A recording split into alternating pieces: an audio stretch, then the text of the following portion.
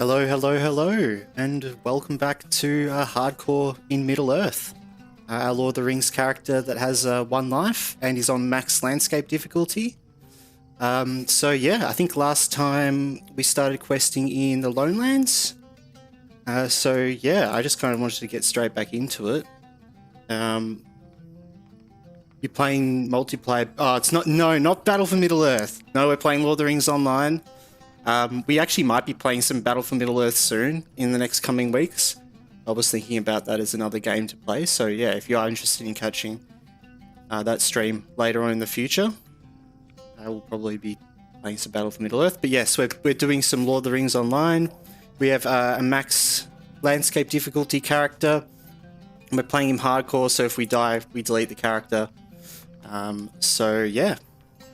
Yeah, last time we were in the Lone Lands, I believe, and we were doing some quests around there, starting up around sort of Weathertop and the Forsaken Inn. So I think just before we get back there,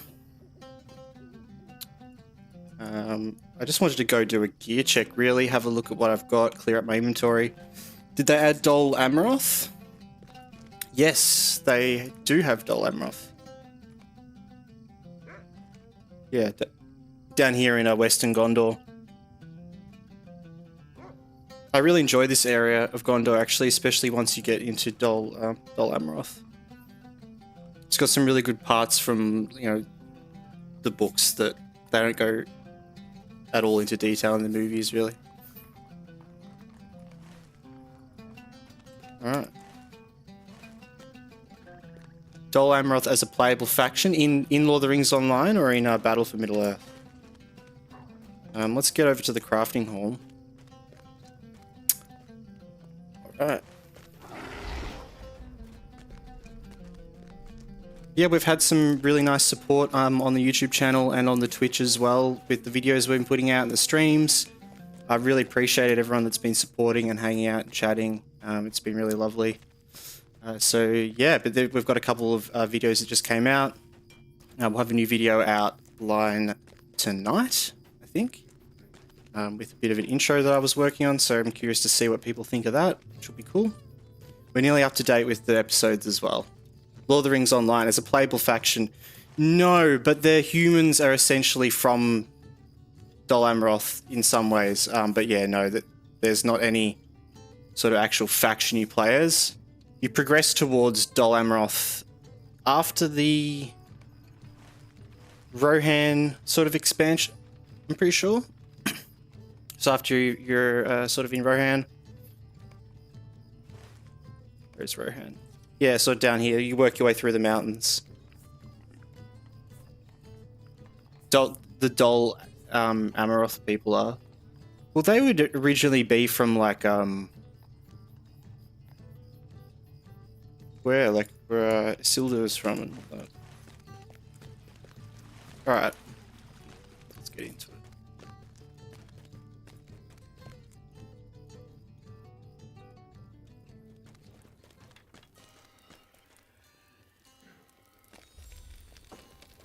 So let's have a look at what we can craft.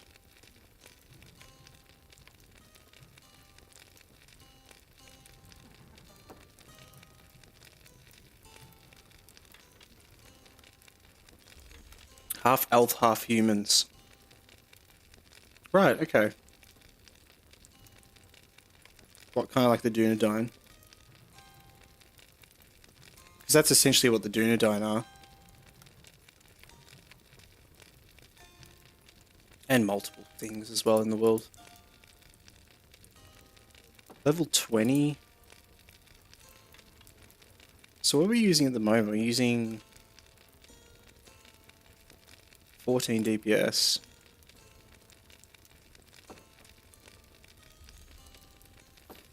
If we can get one of these, that would be really good. Otherwise, I don't think there's much upgrading we can do. But maybe making some gloves, which we can't afford. Or some shoulders, which we can't afford either. We need to do a bit more mining. What do you need?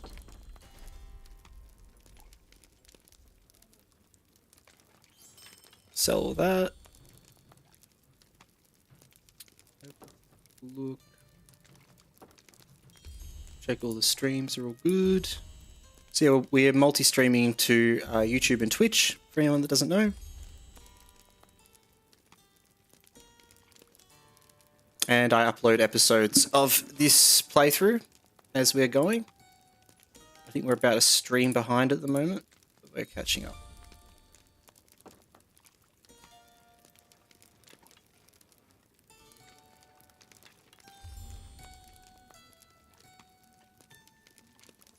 Lovely. All right. Shoulders. We don't need any of these things. We do have plenty of space. Yeah, we've got plenty of space. Let's just get into it.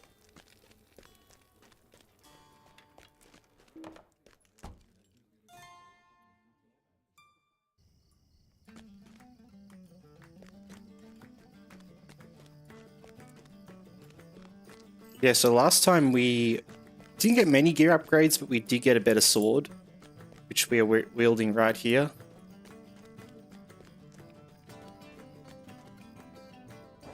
Which is pretty OP.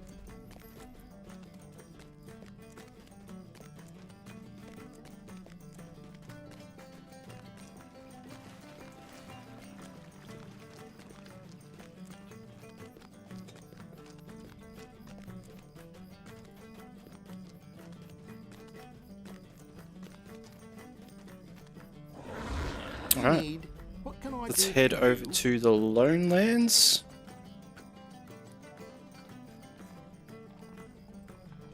Saken in. Off we go.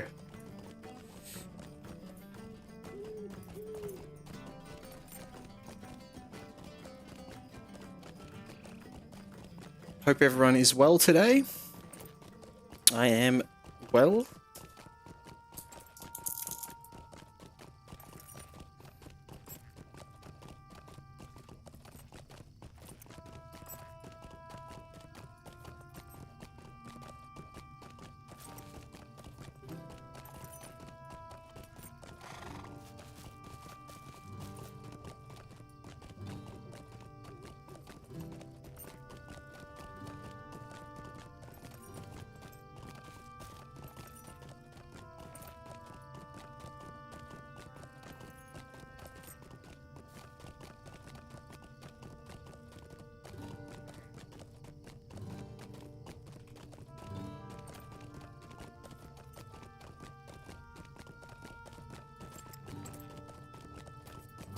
There we go.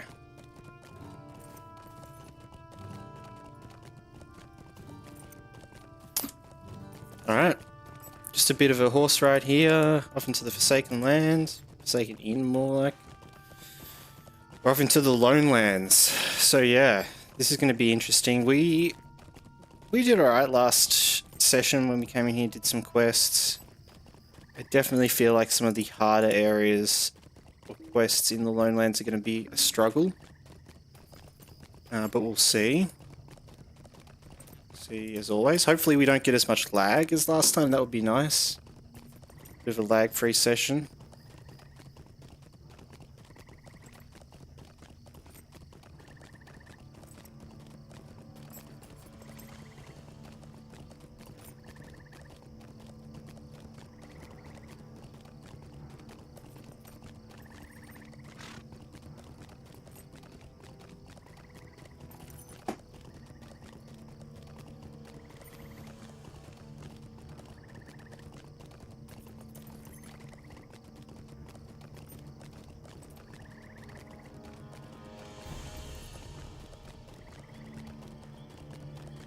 Couple of things to talk about today as well.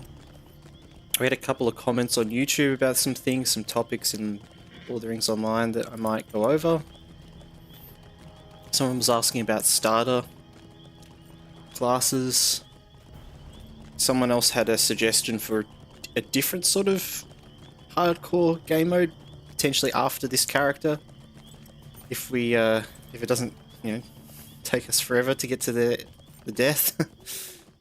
And that was just to like bump all the stats insanely. Can't use like professions. Alright. Here we are. Trade bundles. So we got a couple of quests here.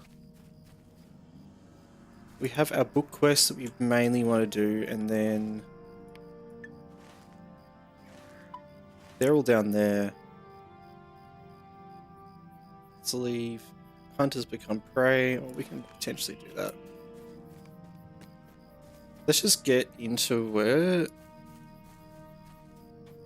I should have Twitch chat so I can lock bots like that. Sorry about those bots, everyone.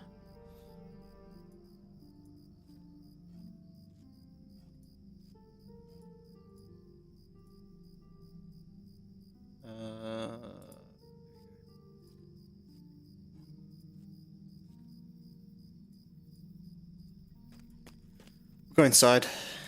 Just have a look, see if there is any other guys here. Oh, there's the bounties. May as well pick these up. I don't know if you can help me. I don't know if you can help me. Might I take a moment of your time? I'm sure it will do no good, but may I speak with you?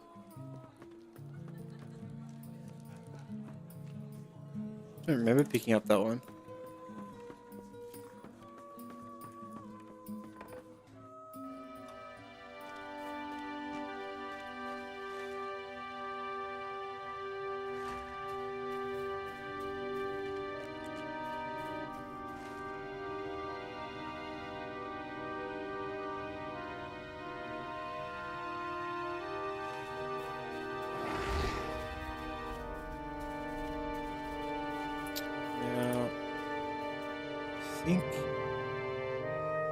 Oh, he's over there, okay.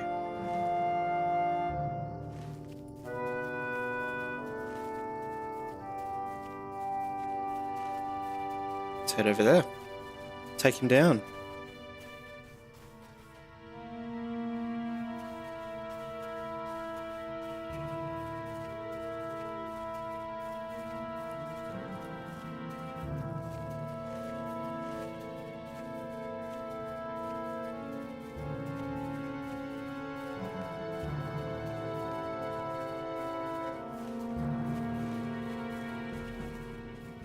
Why don't I have nade tags on?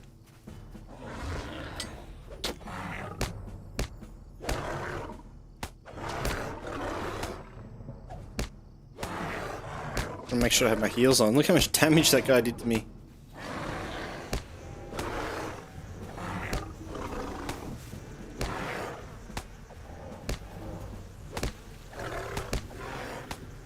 Why did you die?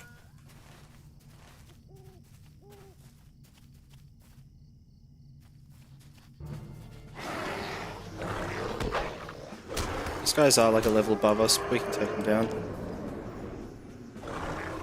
I think someone came into the chat the other day and was saying, why is it so look like it's so easy? And I mean, I just thought I'd say that it's all skill. Pure skill. Got a super tanky build, we've got our rotation figured out.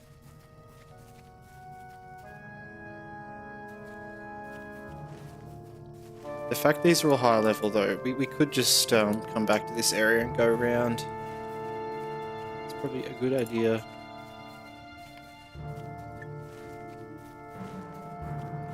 Just gonna kill things on the way. Ooh, and look for things to mine. So many quests. Oh.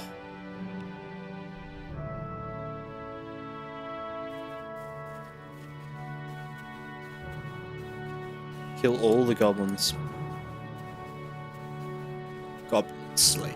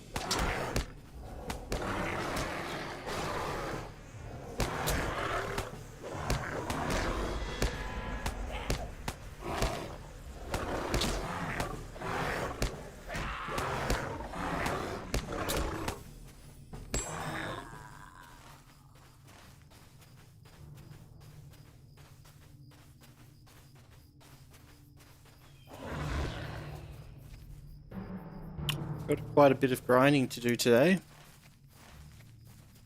Quests start to get pretty kill orientated in this area, which isn't great. It takes us a long time to kill mobs, so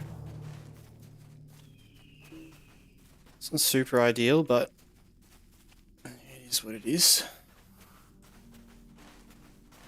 We'll go around over to Candath's camp, actually.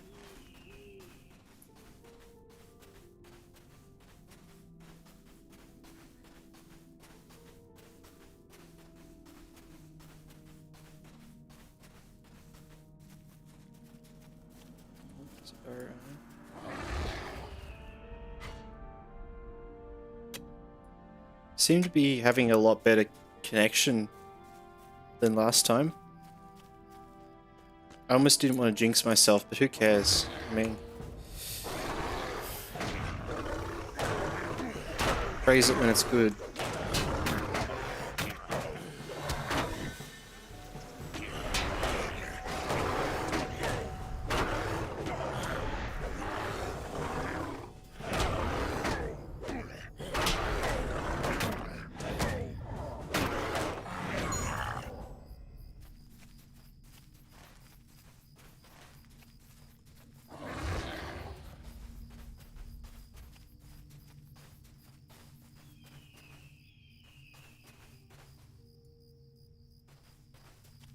Oh, we needed these guys.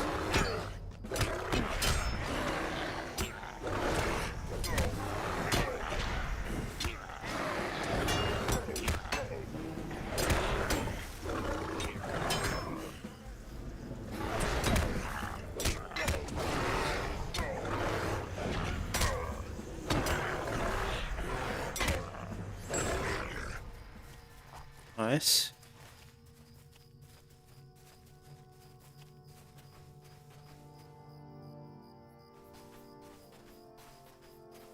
Messengers. Just need... Oh, he's down there. Oh, I gotta be really careful here. It's a big cliff. That would not be good. Actually, I'm not looking forward to going up onto where the top. Look how high up I gotta go.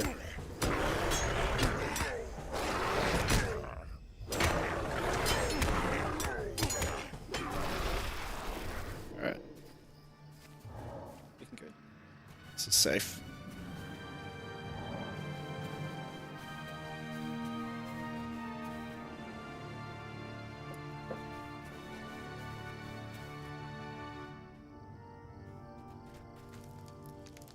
Candath. How can I be of service? I thank you, huge jacked man, but my thanks are tempered with concern. I've never seen a force of orcs like this in Eriador before today, organised and well provisioned. They hold an encampment in the outlet within the Midgewater Pass and bear a strange charge on their banners and shields, one that I have not seen before. Their numbers at this camp are great, but the day may come when we can drive them howling from the lone lands. Not today, I fear, perhaps not so far off. There is another matter that demands our attention, an urgent matter. We will see to the destruction of their camp in the Midgewater Pass later. Midgewater Pass? I guess that's the big castle, actual place that has all those high levels. As I begin my search for Radagast near the Midgewater Pass, I witnessed an orc messenger depart in great haste. Quickly I followed, trailing him eastward along the shoulder of the hills and then south. But my search was interrupted. I could follow no further, for foul Kraben circled above, and to be discovered would do greater injury to our work here than I could permit.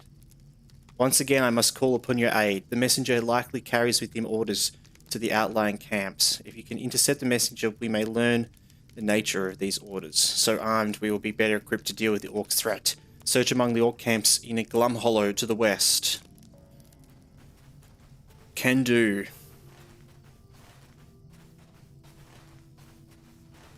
That's just up here, right?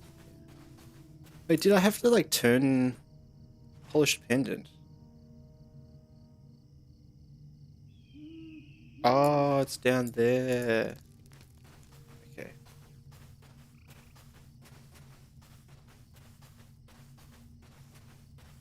What did we get here? Some gloves, some green gloves. Very nice.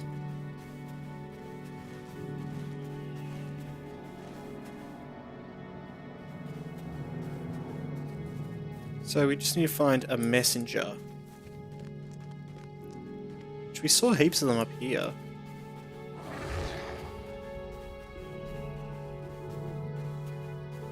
There's one.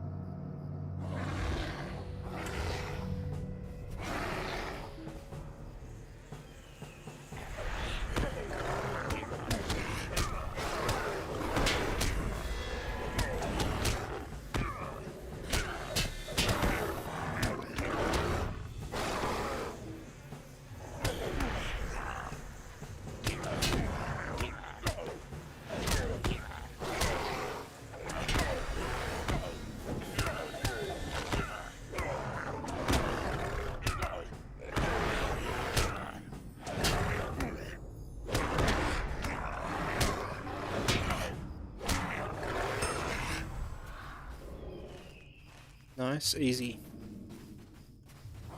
Straight back.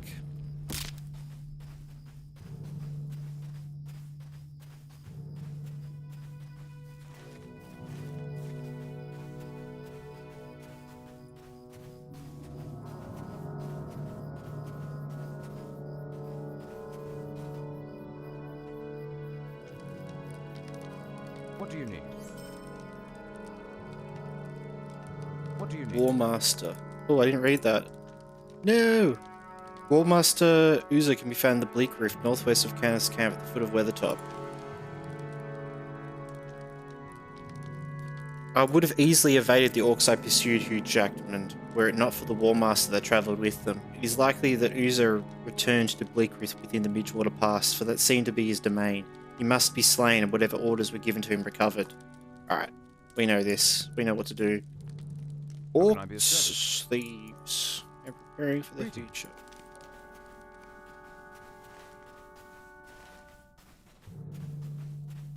Oh.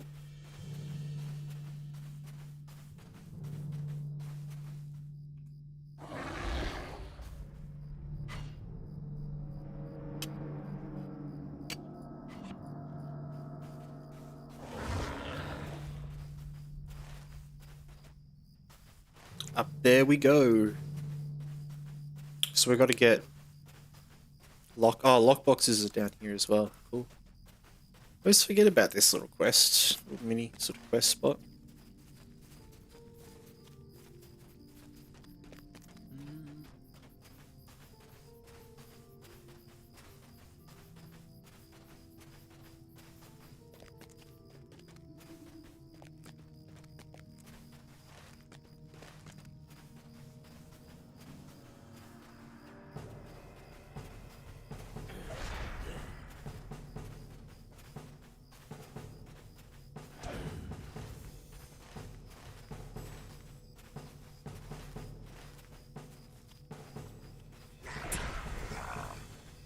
Can I not get through here? Oh, I can't. I forgot about this spot.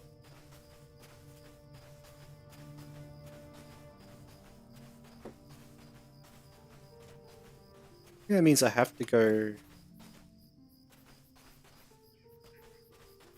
around here.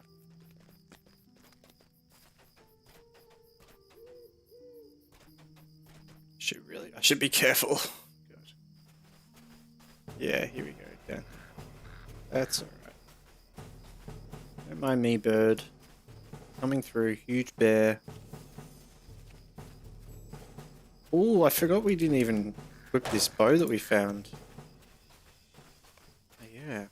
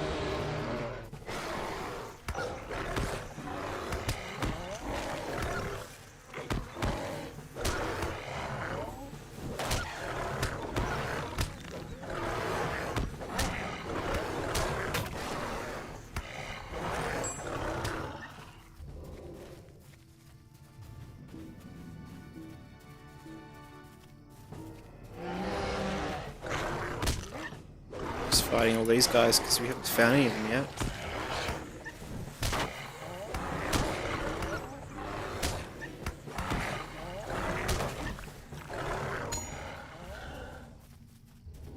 Building up our tokens again.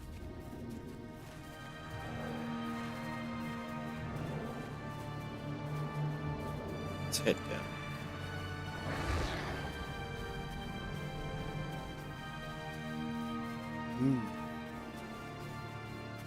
Yeah, I was trying to think of other games we could play in the future as well. I was potentially thinking of another Lord of the Rings game, either War in the North or Battle for Middle-earth. I feel like the campaign in Battle for Middle-earth or War in the North campaign. That would be fun if we played War in the North tables.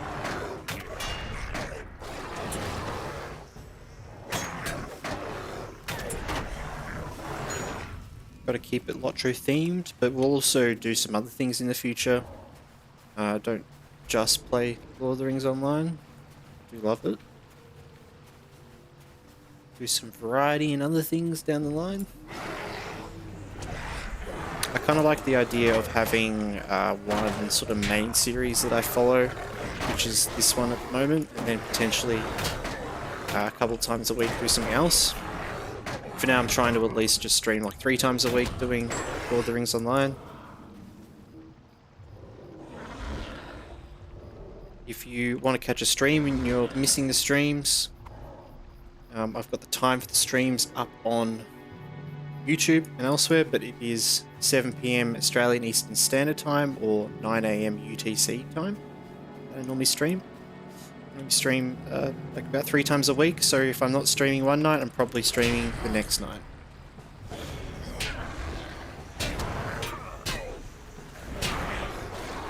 But I also have to balance life and all those other things as well. So.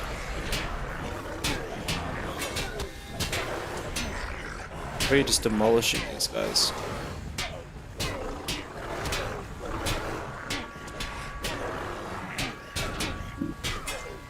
Ooh.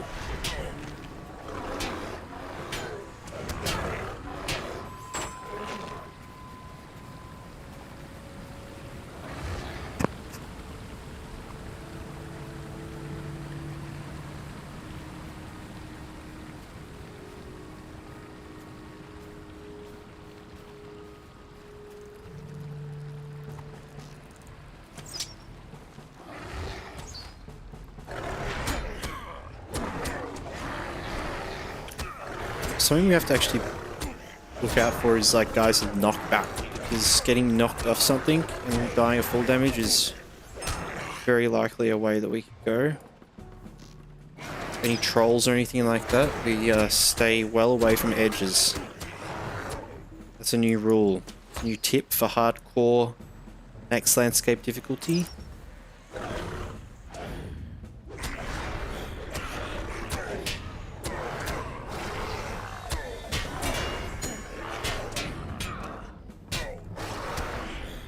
So good that we're just able to just smash through packs like this. I'm sure we'd be able to take on like more than 2, but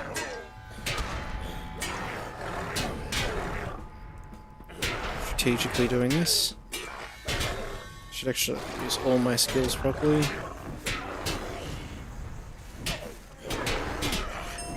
That shield they get is really annoying.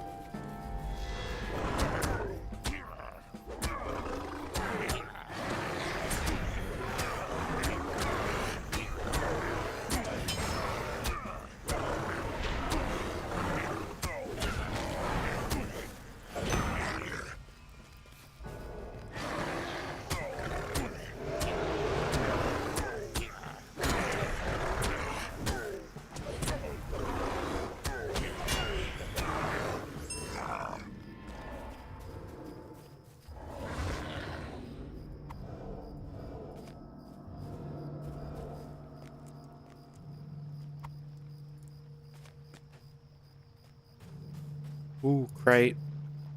Let's go, lucky crate. Some wood. Meh.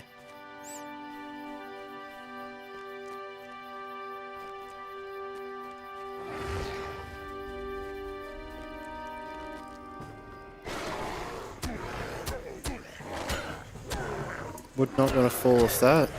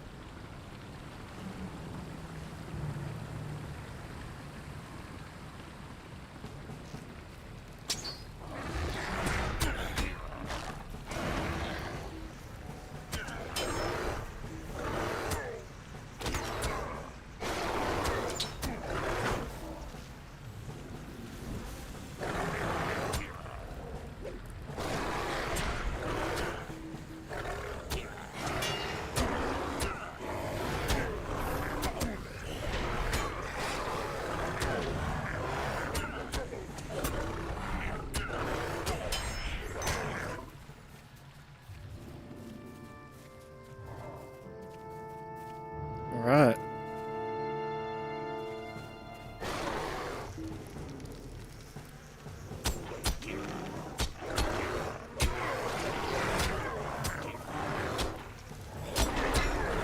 He just tried to like summon defense, and I just whacked him enough.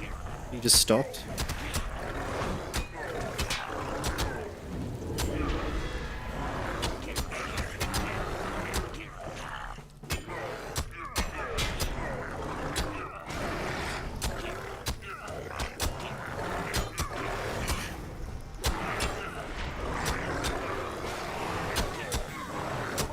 That insane buff gets.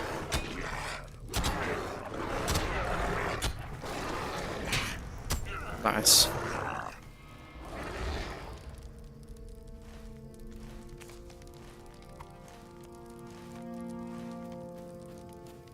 Cool.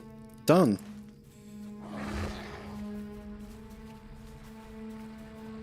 Look, now there's a little shortcut right here that's not gonna kill me.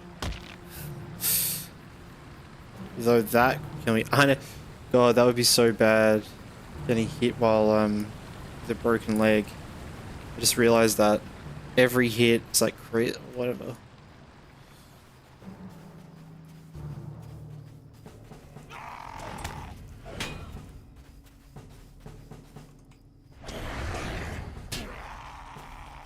Just have to heal.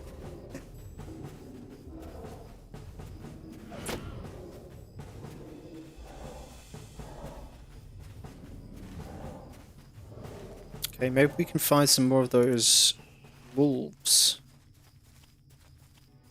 Yes.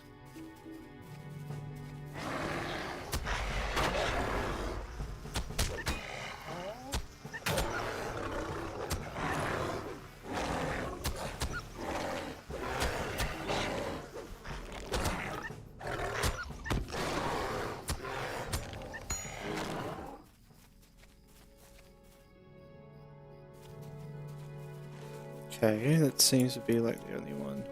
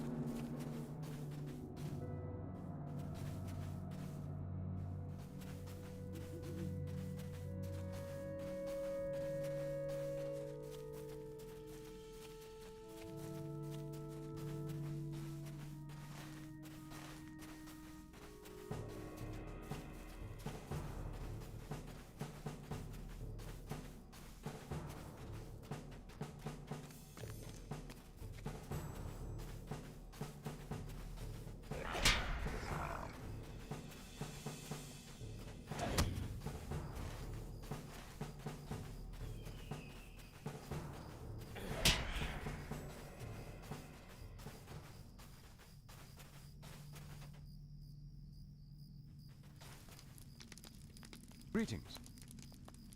Another letter written in the black speech, and its meaning evades me, as did that of its fellow. This one, however, bears the mark of the white hand. I must know what message this letter bears, huge jacked man. This is not a task for you, huge jacked man. I have finally discovered information on the whereabouts of Radagast, but there is something you should see first. Ooh, it's a good cloak. Let's take that.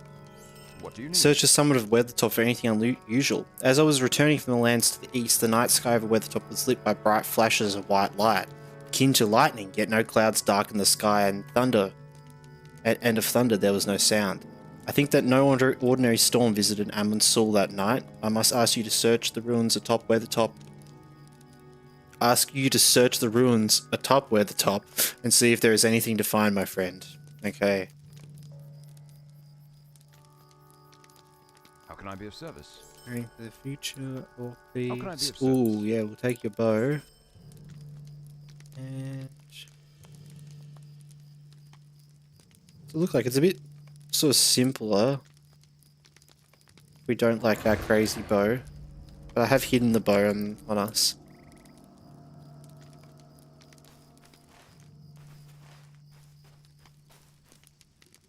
Alright, should we go up to Weathertop? Search the summit? Let's do it. Searching Weathertop.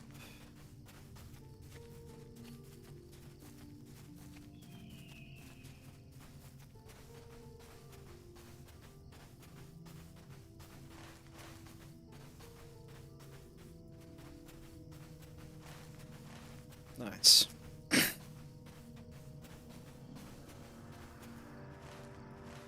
Oh. Oh. Oh, no. We're going up here. Where have I gone? Some weird...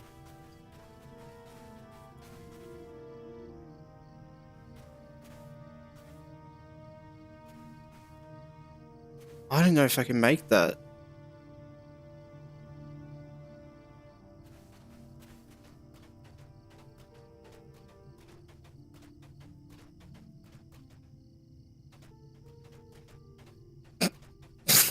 We're going the scenic route to Weathertop, guys.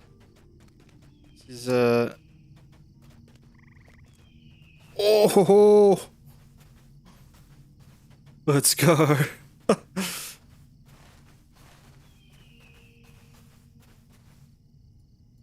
Let's freaking go. Rune-covered rock.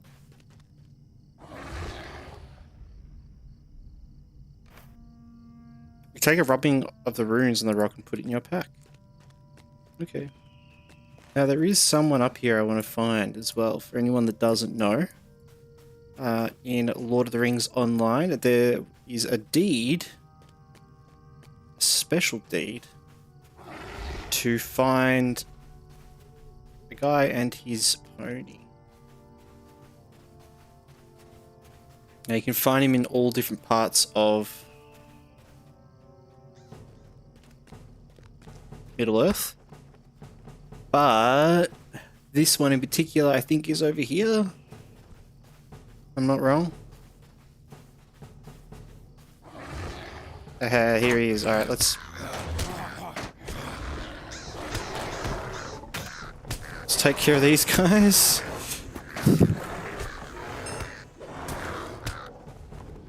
It's a bit cheeky of them.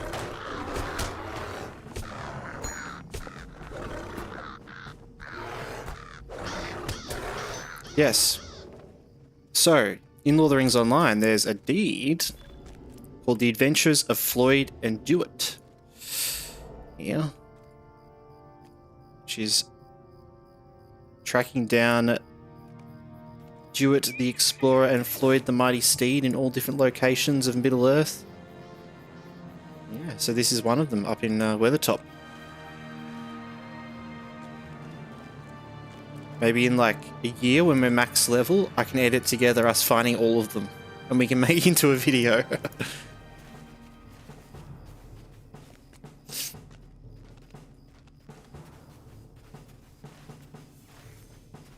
Alright, now back down and hopefully not falling off.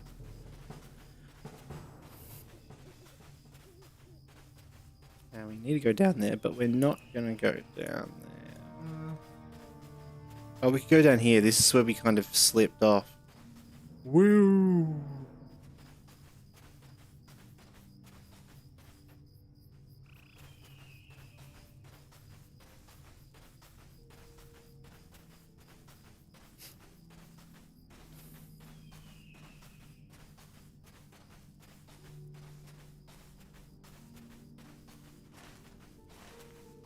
Alright, make our way back down to Candace.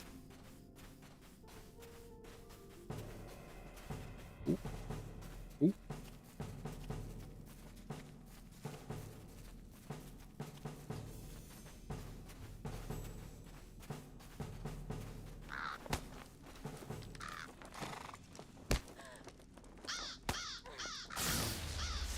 Alright, not in combat anymore.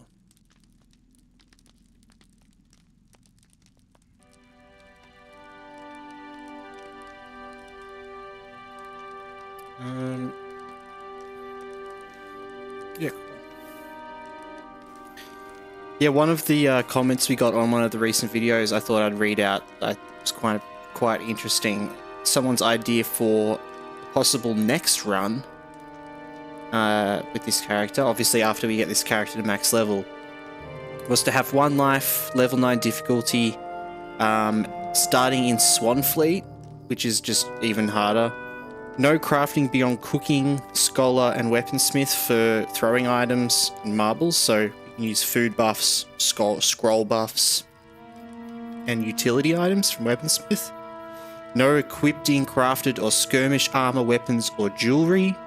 No cosmetics, outfits, or wardrobes. I don't really know about that one, that's just all cosmetic. Only use RNG gear drops from landscape. Basic vendor gear is fine. And once we get legendary items or equipment, do it for the quest and then we bank it. So that was someone's suggestion in one of the YouTube comments, which I thought was pretty hilarious. That's really hardcore. But I thought it could be kind of funny to try something along the lines of that. No crafted stuff. I feel like if we're going to go no crafting, we just go no crafting whatsoever and we just use drops. But, yeah, quite interesting. I definitely like how we're playing this character at the moment, though, just using everything in our ability to get better. Not really having that restriction. Our restriction is that we have 1 life, and we're going to try to make it all the way to max level, which I feel like is a pretty big achievement just on max landscape difficulty itself to get to max level. So I thought getting to like level 10 would be an achievement, and it definitely was, but we've been going pretty well so far. Haven't had too many issues. We've had some close calls, that's for sure, but yeah. You found something. Let me see this rock rubbing you've made. The runes are common, but I do not know what they signify. I'm afraid this does not tell me much of the lightning, but it tells me something of the source, likely the same person responsible for sending you to me. Level up! Here we go. Solo retake Weathertop.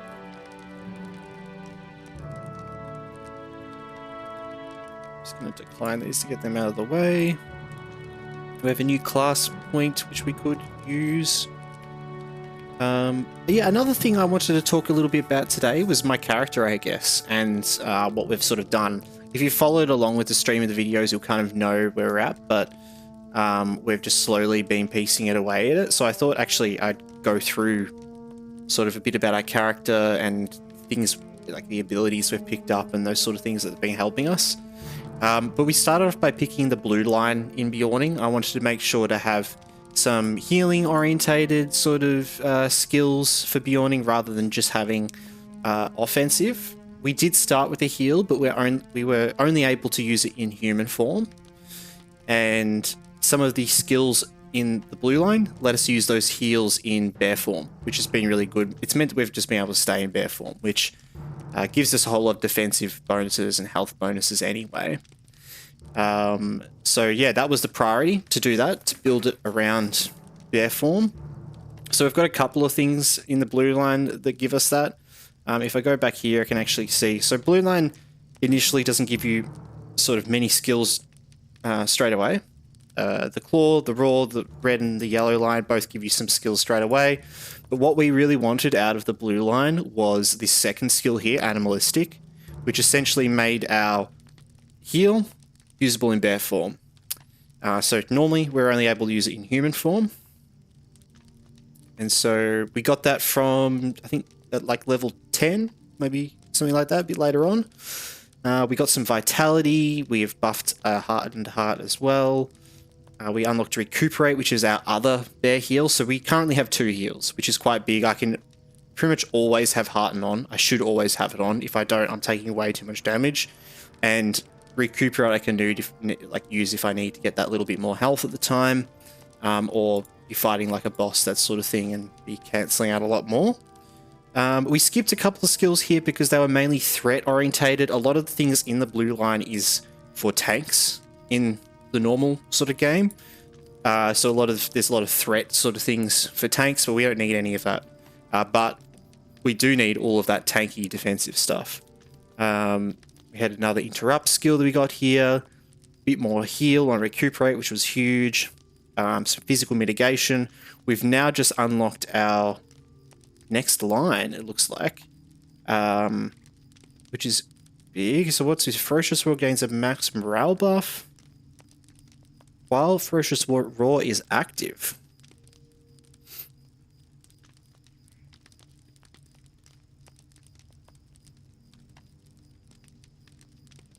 Because I'm actually not sure what Ferocious Roar is. Let's have a look here. This one. Every 1 second we get Wrath. So this just makes it also give us max morale. Or, in addition to dealing damage, your bees now increase the induction duration of your target. In addition to damage, bee swarms also apply direct duration. It slows them. I kind of like that. Like a full debuff on them. That's pretty effective. So yeah, we'll pick that. So that's a bit about our class traits and what we're going for. I do want to make a red line build at some point, but honestly, the blue line is just so necessary. It's been great for questing and leveling. The other things we haven't gotten any of our race traits yet, which we really should get soon. Even just a couple of basic ones. Our virtue traits, which we do need another one. I'm not too sure about these traits yet. We have gone with Zeal. I think Zeal's just the most obvious one. With the Might. The others we've picked Fortitude, Honor, and Loyalty. We're yet to pick our 5th, but I think I want Empathy for now. These are all just super defensive traits. I could go with other ones. It's some other traits that are a bit more offensive. I like just having Zeal, and honestly, these 4 defensive traits just means we're super buffed. But yeah, we'll see. That's a bit of that. Our gear is pretty simple. We've got kind of crafted gear that we've got. Our jewelry is a bit sort of lower just from quests. We have 1 special item, which was from the Corsairs expansion, giving us a bit of XP. We'll use that, that's fine. And the main thing as well is our sword we're using at the moment. Huge sword. So, yeah. Just have a look there. Yeah, that's a bit about our build and what's sort of going on at the moment.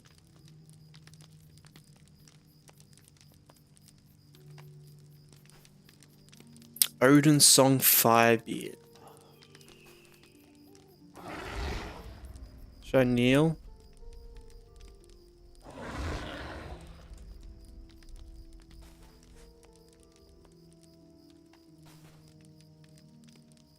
Give him the good kneel.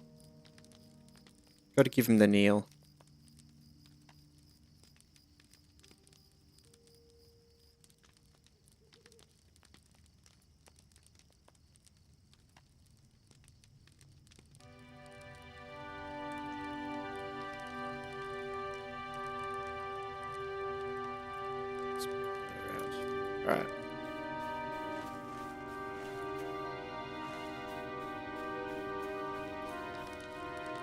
Oh, well, alright. I guess it's time to go into retake Weathertop. Weathertop, once a watchtower of the Dunedain, now a refuge for orcs. Candate the Ranger strives to break their foothold in the Weatherlands.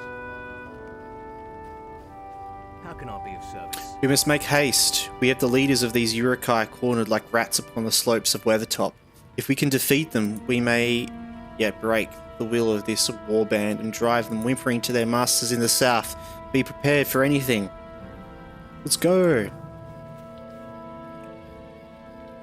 Alright, so we're in an instance. Instances don't have our difficulty modifiers on them.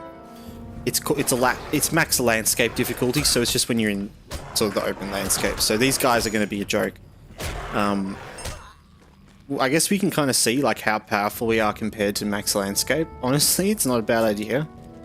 You can see that I press my auto attack and I pretty much take out half of their health. So we are definitely really geared out.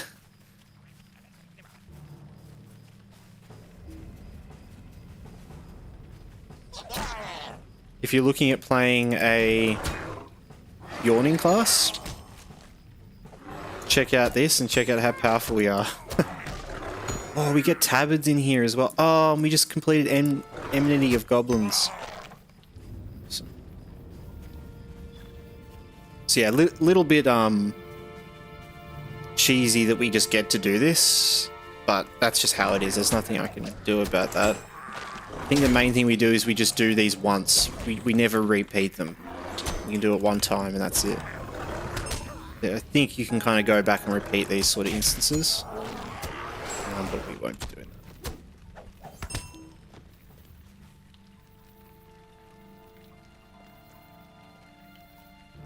Ooh, defeat goblins 2 is returned to Grimbion's Lodge. See, we're getting a heap of Ds of this, which is good, but obviously I wouldn't want to come and farm it because I could just farm all of our goblin Ds, which I'm not. It's not a big deal actually, because we could just go back to an old area and kill goblins there as well.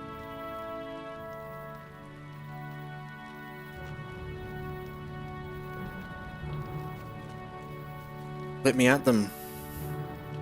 You take the path to the left. And do, buddy.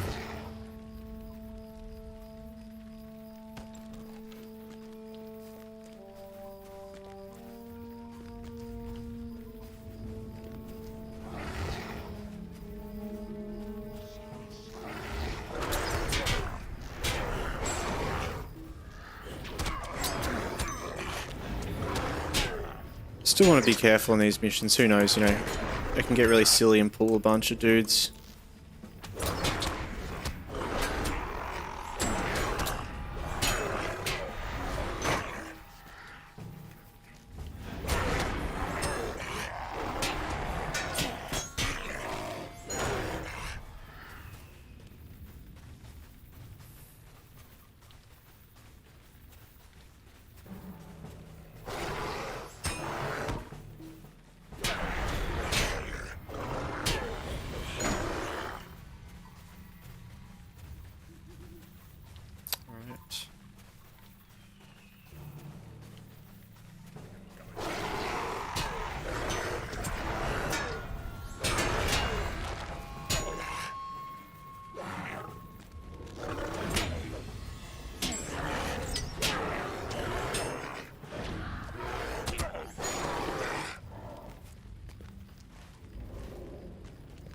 Okay, oh, here he is.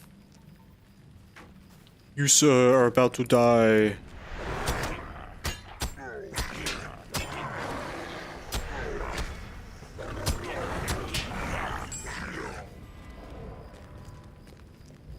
Cool. I guess we go down here now? No.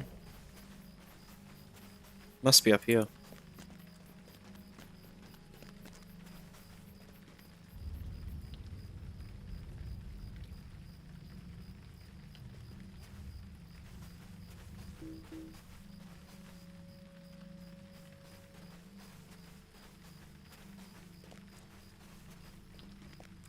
Oh, I think I have to light this torch.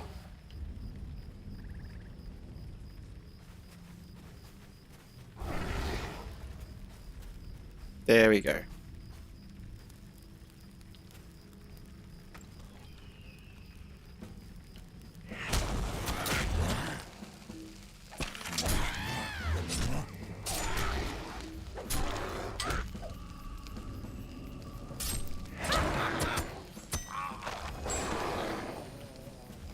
They still hurt when I wasn't in their form. Like, they did a bit of damage to me.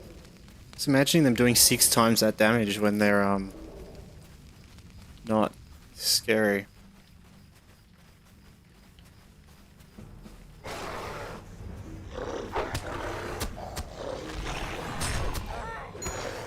Yeah. Let's just smash through this.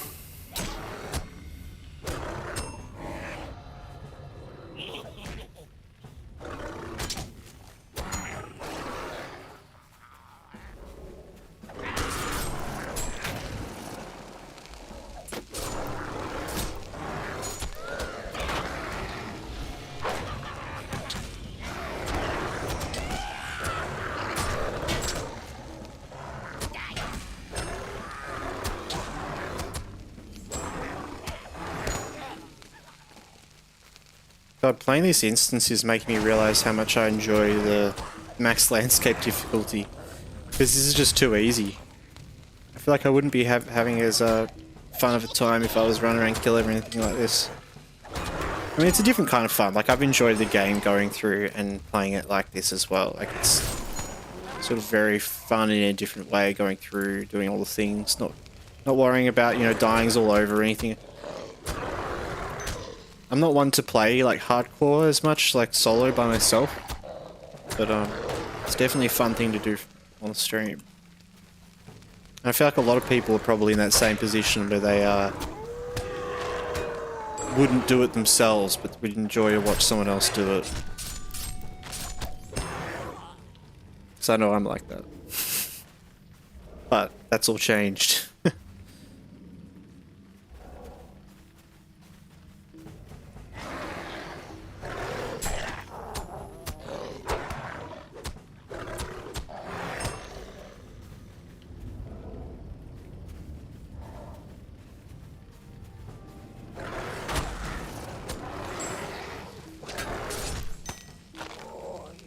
Falling off that edge would be quite dangerous.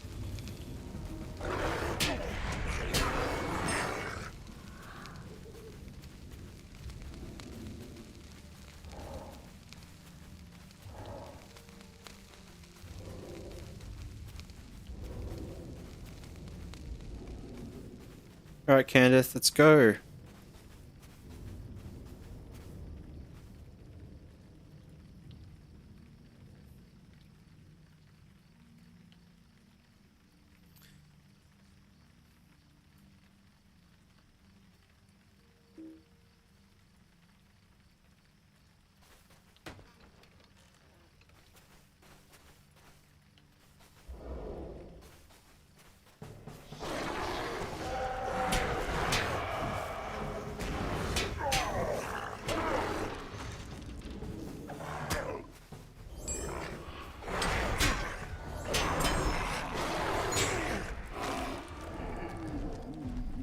We get our like mega buff.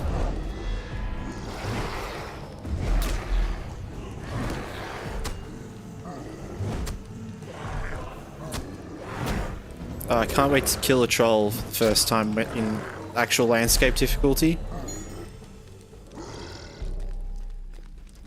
Because that was a joke. Armor.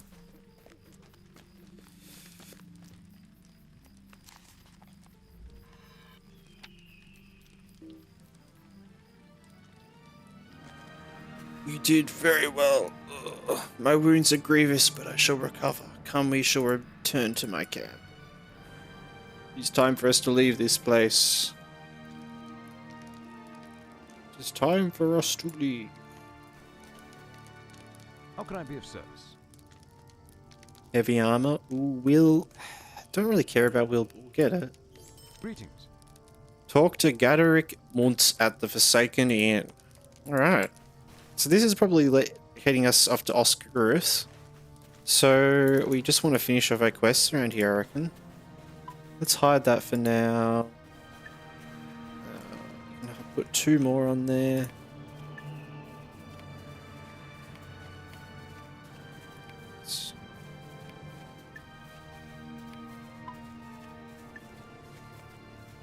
Okay.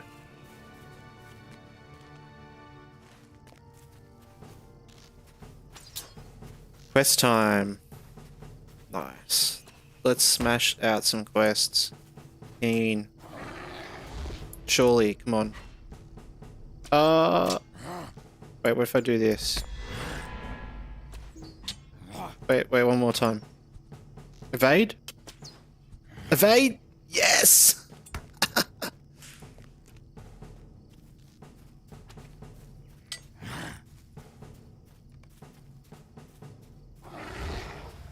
Easy game. Let's get down here.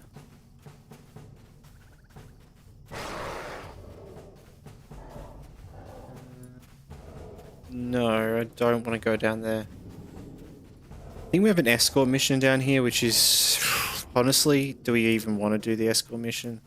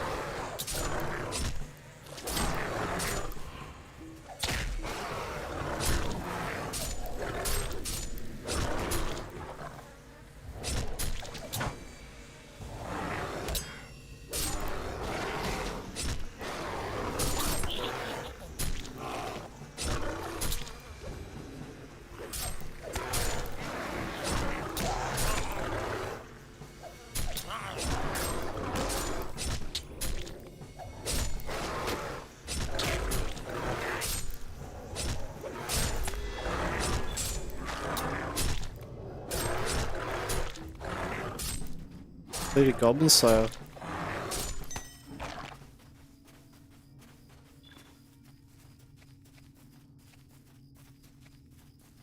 Aha, we need him.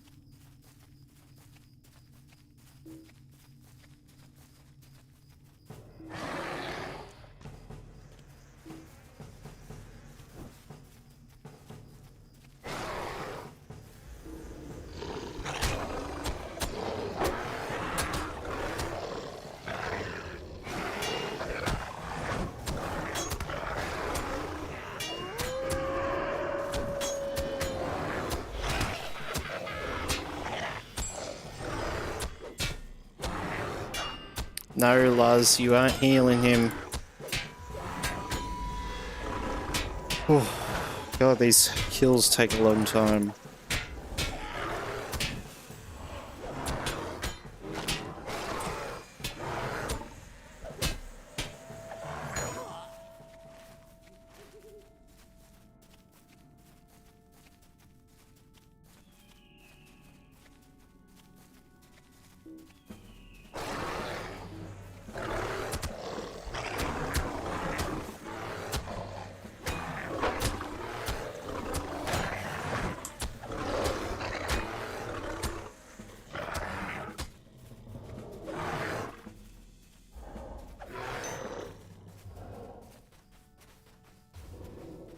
So we've got to clear out these guys.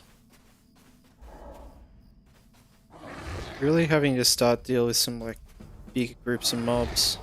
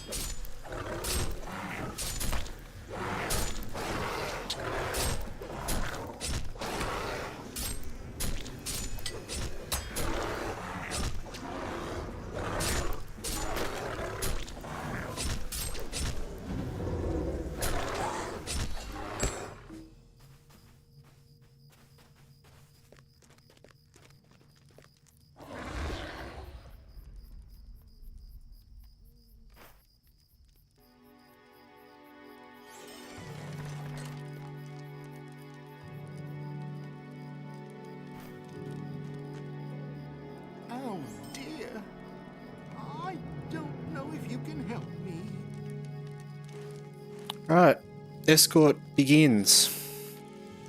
Bit of concentration needed for this.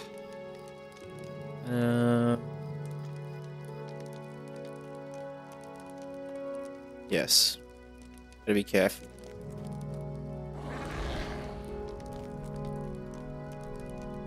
Someone here.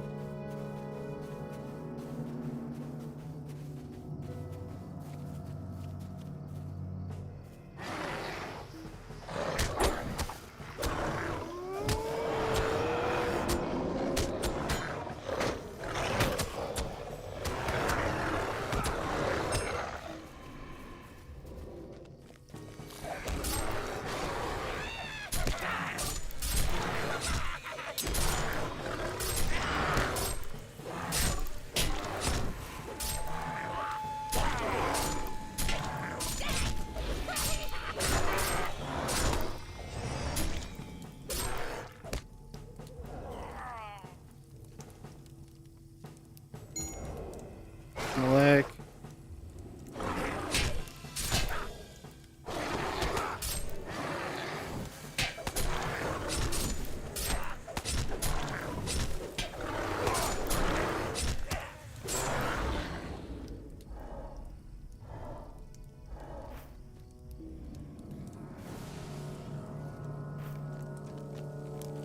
Oh.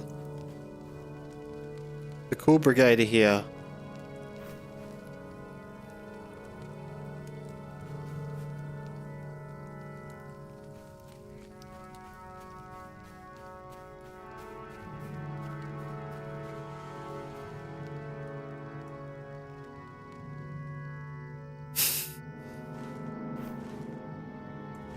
Nice, we got all them.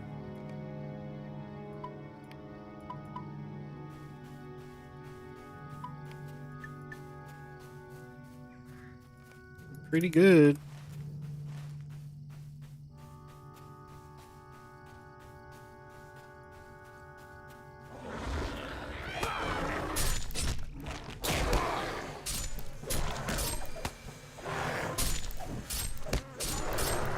Oh, I'll get that Goblin Slayer in no time.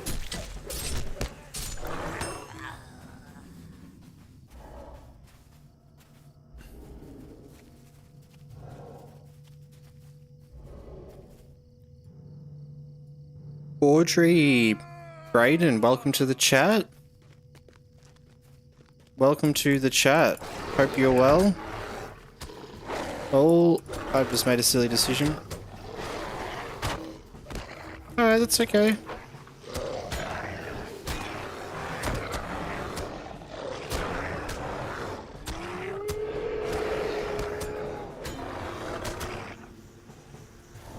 We're doing a bit of Lord of the Rings Online, hardcore, One Life, on max landscape difficulty. So just out here questing. We're doing escort at the moment, so a little bit sketchy. We're just trying to make sure not to pull anything too crazy. Yeah, it's going good. Yeah, it's going good. We're level 23. Survived really well so far. Oh, he's off. Okay, that's alright. He's fighting a war. Hope you are well as well.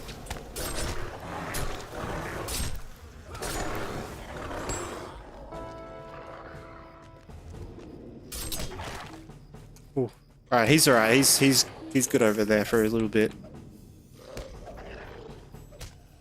That is good to hear. Very good to hear.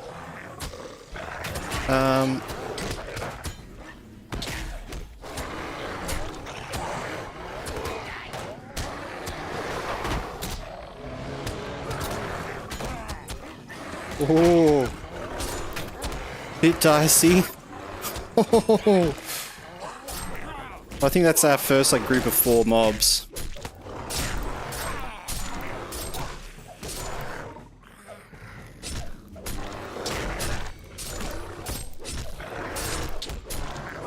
Yeah, I'm doing good too.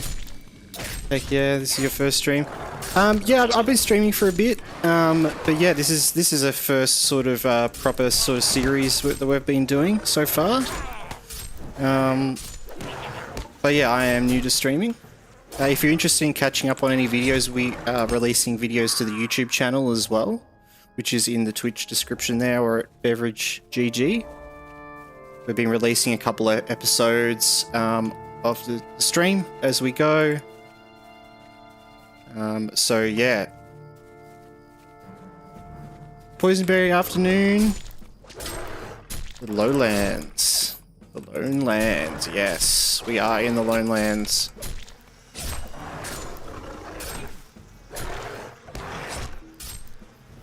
We'll be putting out a video that was the final video from last stream tonight as well. So that will be coming out later tonight.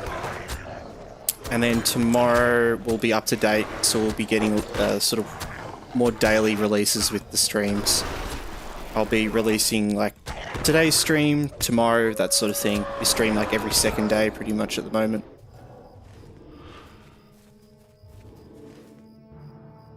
Happy stream. Thank you, I appreciate it. I really appreciate all the support from everyone. It's been really good. You play LOTRO as well, explore other games. I play a lot of different games. I like to jump around and do lots of different things. But I'm a long time player of Lord of the Rings Online.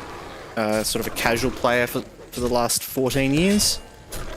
So I do love a bit of Lord of the Rings and Lord of the Rings Online. We're probably going to be playing some other Lord of the Rings sort of orientated games in the future. Maybe some War in the North. Or some Battle for Middle-earth as well, but we're also going to be playing lots of other things as well. I do like to play, yeah, bit of everything, and I'm always looking for suggestions as well. If you have any suggestions or things you'd like to, yeah, see play, I'm always taking suggestions. But yeah, at the moment we are just doing Lord of the Rings Online. We weren't really expecting to get this far, really. It's just kind of, we've just kept going and we're still alive, and so yeah, started making some sort of better content for YouTube, sort of editing together some things. So yeah. Have I ever played Elden Ring? I have played a bit of Elden Ring. I'm a big fan of like the other Dark Souls and Souls-like games as well. We were thinking of potentially doing a Dark Souls 1 stream at some point. We tossed around the idea of doing hardcore, but I don't know if I want to do that. But we'll see. We'll see. That could be hilarious, though.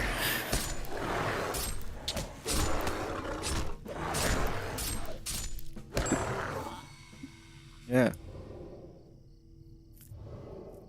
Never watched a Dark Souls playthrough. That would be fun. Yeah. I think it would be really fun to do Dark Souls. I think hardcore could be just a bit of a meme, because we'll probably die like straight away over and over again, which could be fun as well. Maybe we'll do like a stream night of just that, see how far we can get in one night. But it'll also be good to do like a proper playthrough, I think, and get through it properly. Yeah, I always want to do a new run of Dark Souls 1. We could go through the others as well, see how it goes. Start at the, you know, the beginning, and we get some people following and enjoying, we might go on to the others, and yeah. For sure. Have you done? Boom, boom! Thank you. Well, there you go. We just hit 10 follows. I really appreciate it. Yeah, onwards and upwards. We're on our way to, yeah, we're nearly 20. Yeah, we'll get there, don't worry. We've just been following this guy around this whole time. Yeah. And actually, emotes reminds me we'll be getting some emotes in the chat soon as well. We're working on a couple of like sort of custom emotes and other things. Slowly working there, you know? Getting there, you know, this is the beginning, but we'll slowly get there.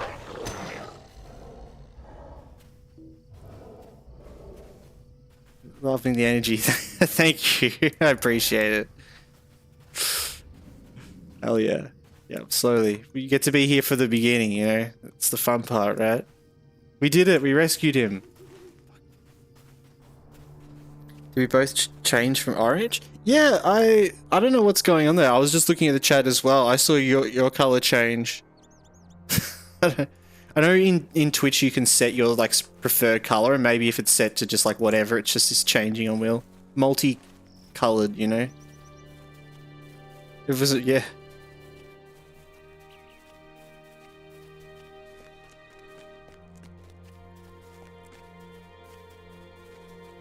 Don't know why. You're still purple for me, Audrey. Oh, but in chat. Oh, I see. No, I see what you mean.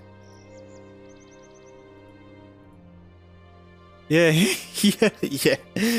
No, actually, you know what? Because in my Streamlabs chat, it's that. I think it's because of that. On Twitch, it shows you as purple. That's funny though. Because yeah, I'm green on Twitch as well. All tides. Oh, we're getting to just being able to turn all these in at once and do a massive thing. So I'm thinking of just getting in here. We go into Ministerial and we do some quests and we just get them all done. And then we're going to come out, turn them all in. We get a massive bit of dopamine.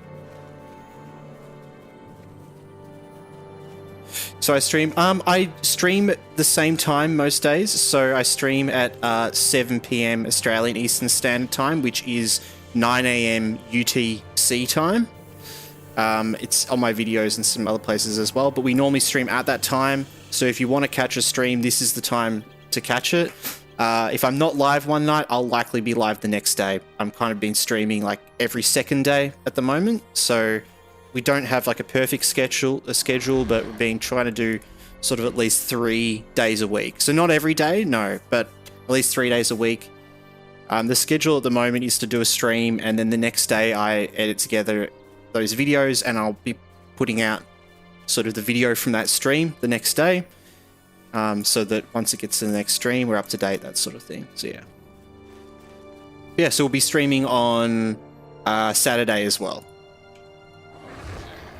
And if I have the time, yeah, I'd also try to stream in between a little bit earlier on, or other days at the same time as well.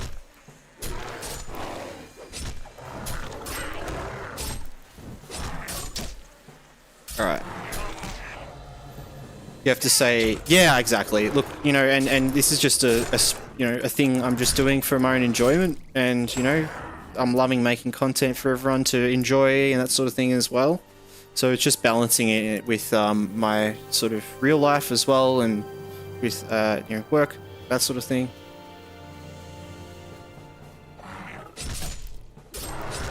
Yeah, and the videos in between, exactly. So I may not be streaming, you know, like 6 days a week, 7 days a week, something crazy like that.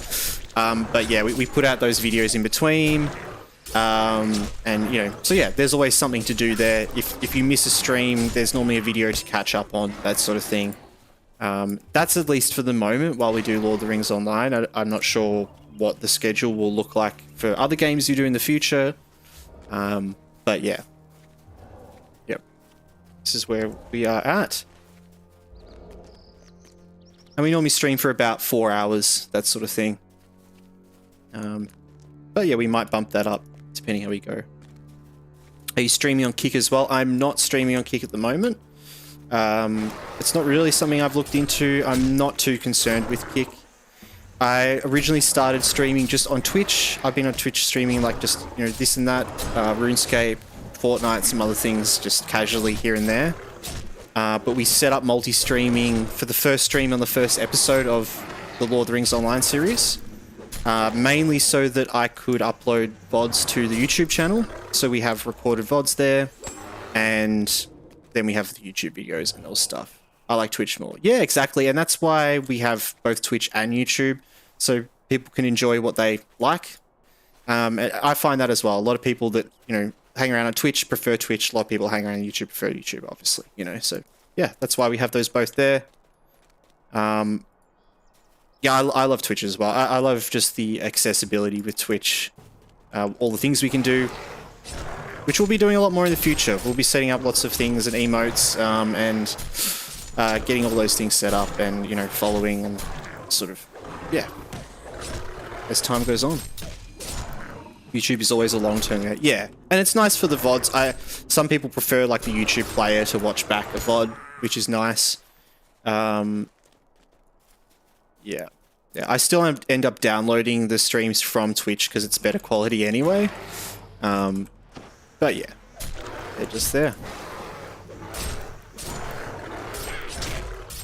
And to link everything together as well. I'm sure some people have found the stream on Twitch stream through YouTube and vice versa, that sort of thing.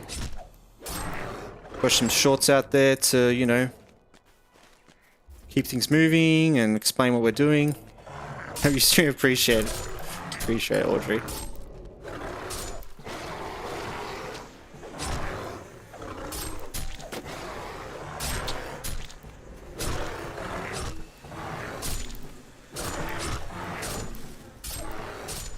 And Bev, what's that back on your wall?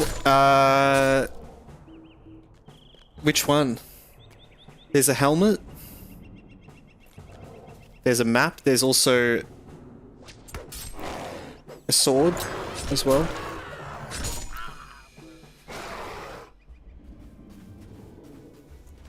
We've got the Lord of the Rings map in the background there. Yeah, Helmy. Yeah.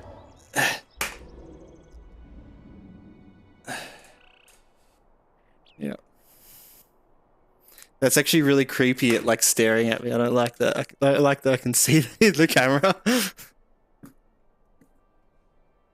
It's the LOTRO map. Yeah, it is. Yeah. Yeah. We've got a bit of a weird angle going on here, but you know, it's artistic.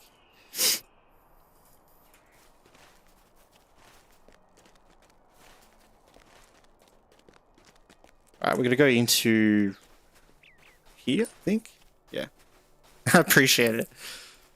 I set that up today. Slowly getting some things in the background. Might get some little things to put here, you know.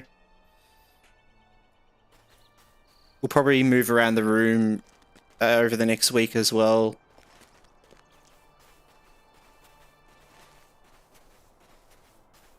I didn't really have it set up with a backdrop in mind, and now I can't help but think about it.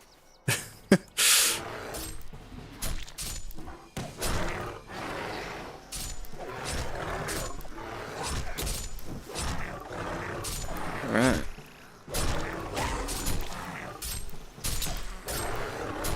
Now remember, this place is pretty scary. I do remember you can get stuck in these little areas here. Aussie right, yes. Yep, from down under. Victoria, Australia. The helmet and the sword works so well though, yeah. Thanks. I thought it might be nice. The sword far away.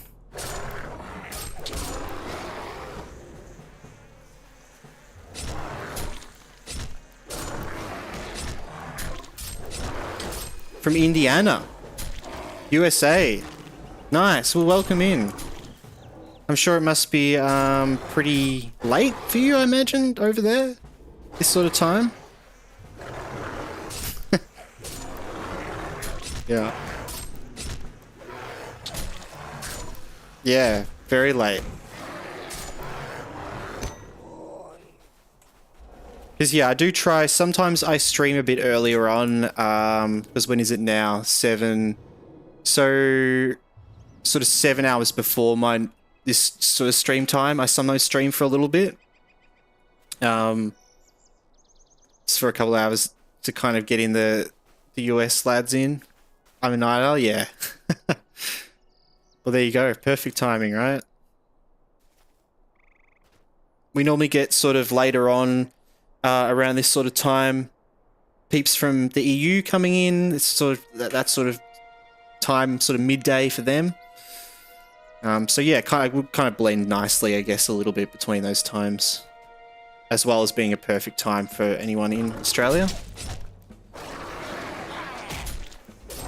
That fan, I'm glad you found me too. I really appreciate you hanging out, and yeah, we'll be doing this forever and ever.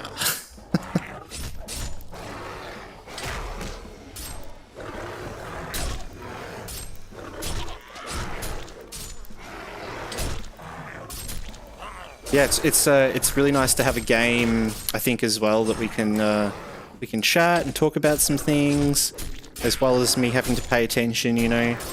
Keeps me on my toes. I'm constantly getting distracted.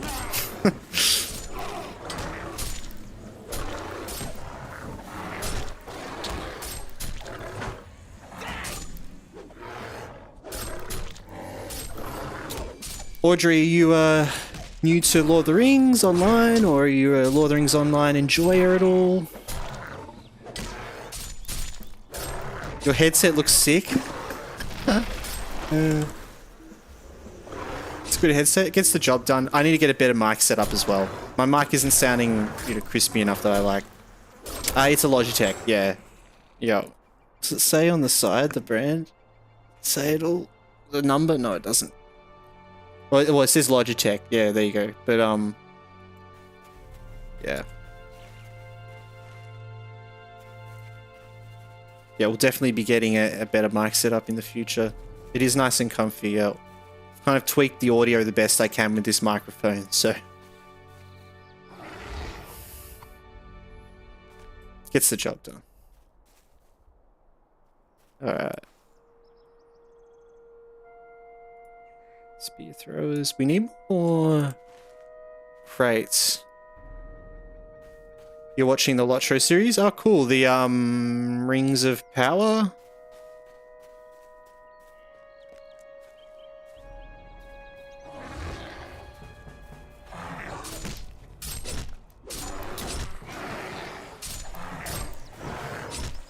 Oh, yeah, cool. Gotta get the headphones till I get the emotes done. Yeah, true. Well, whether or not, like, if I get a new mic, I'll just still use these headphones, but I'll just do this. You know. It'll just free me a bit more. I won't have this thing poking out. But I'll still wear the headphones. This is the emote right here. Beanie, headphones, some Hobbit orientated looking shirt. Alright, let's get up here. Season 1, nice. Yeah. We'll get some emote with the helmet as well. Actually, we'll put it on once we've chilled, we're somewhere safe. Maybe we can get an emote picture. Get one with the sword as well. We've got some pretty good emotes on their way. And we needed an angry one, didn't we? Yes. Okay, you do for that, yeah. I think I can do some stuff though.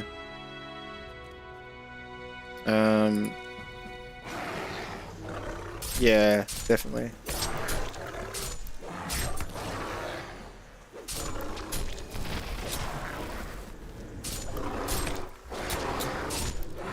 Yeah, you might be right about that with affiliate.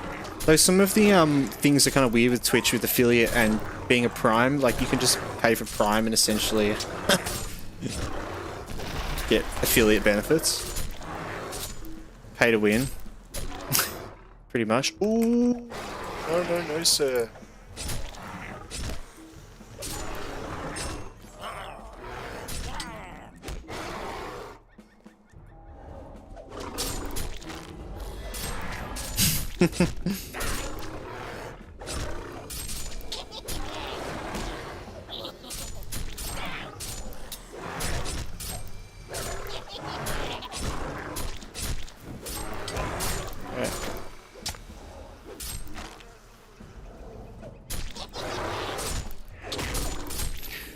Well, yeah, we'll be setting up some things in the future as well. Some Discord stuff, that sort of thing as well. Once we get some people interested, we'll set all that up so you guys can link stuff and talk about things.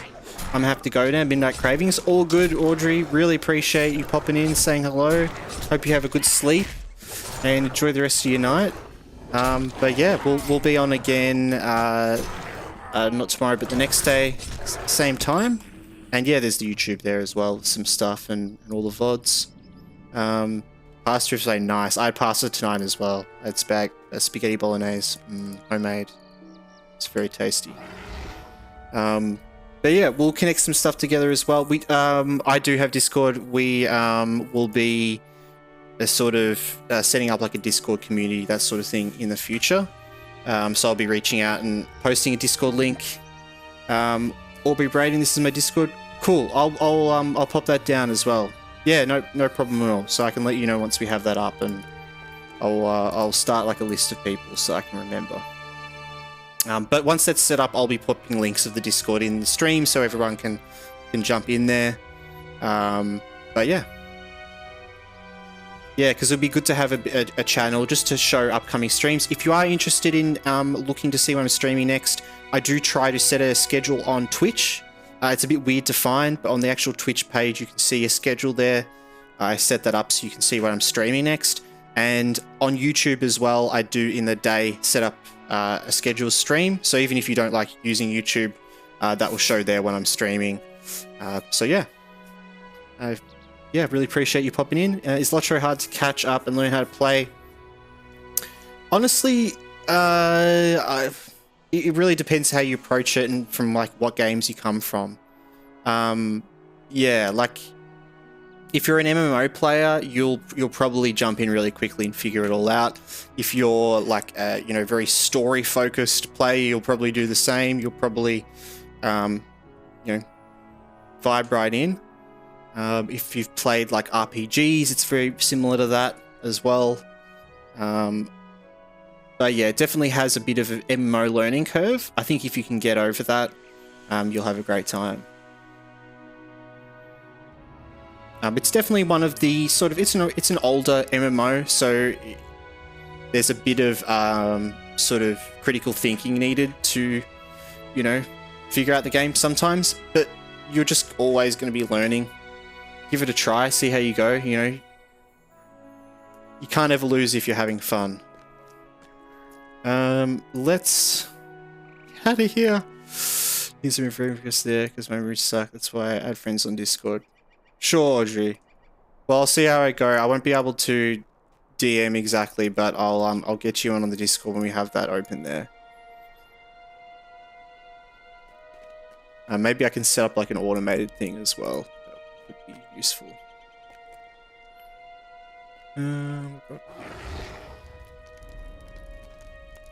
So yeah, I mean, like in regards to like playing Lord of the Rings Online, like if you're a new player and you've never played like an MMO at all, I do think you're gonna have the easiest time coming into a game like Lord of the Rings Online if you've never played like an MMO, to be honest.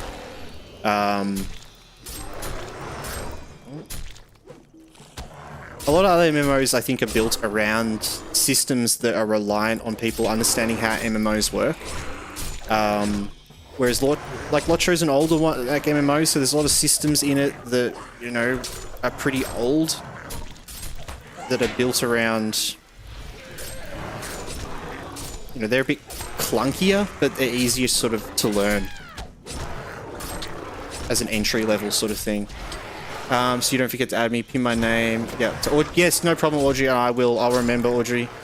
You take care, have a good one, sleep well, and I'll see you next time. Really appreciate you hanging out.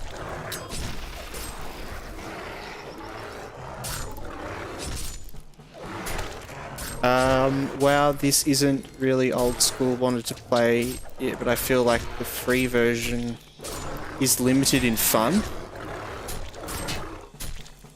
Lord of the Rings Online isn't old school. So a brattle in YouTube chat.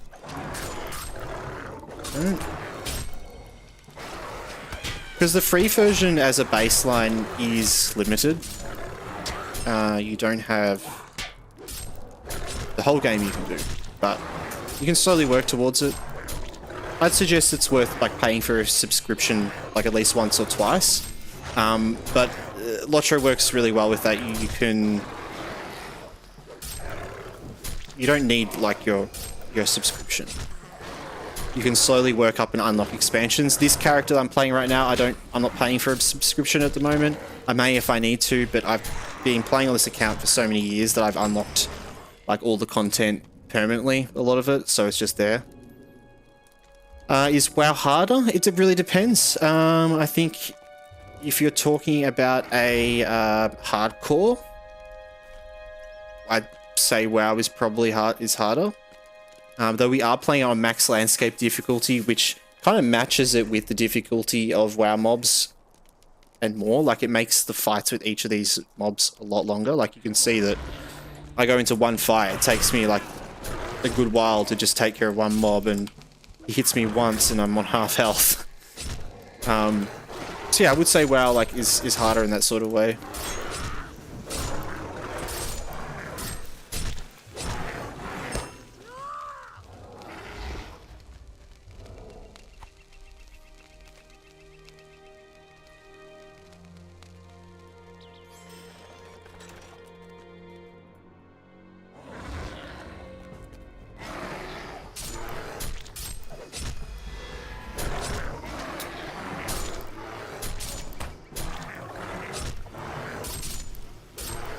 Is there many players? I'm not sure, or is it kind of dead? I wouldn't say it's dead at all. I mean, I think an MMO only goes dead if the developers haven't planned for certain populations in the games. And Lord of the Rings Online is built around quite a small population, so it's like unironically never going to be dead if they play it right, because it only needs a very small amount of people to play it and enjoy it.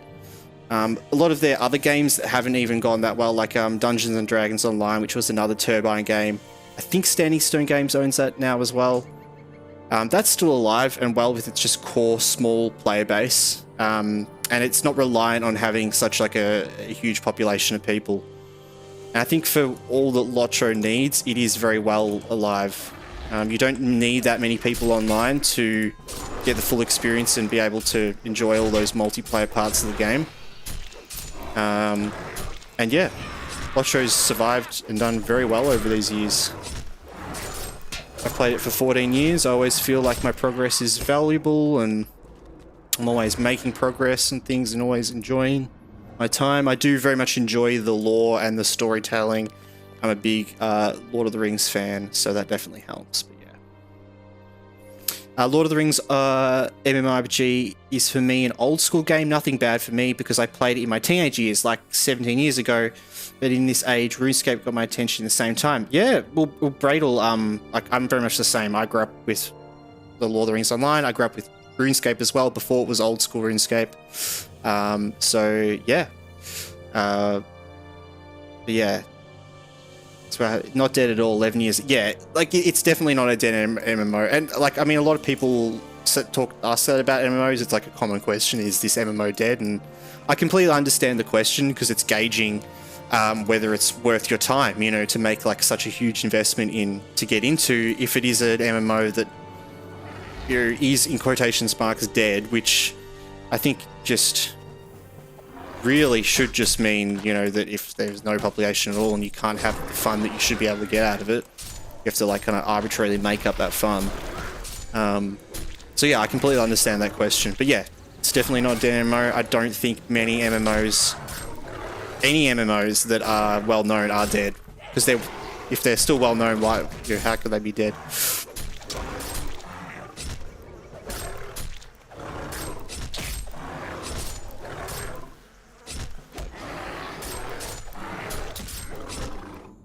Gaff, thanks for the follow. I really appreciate it.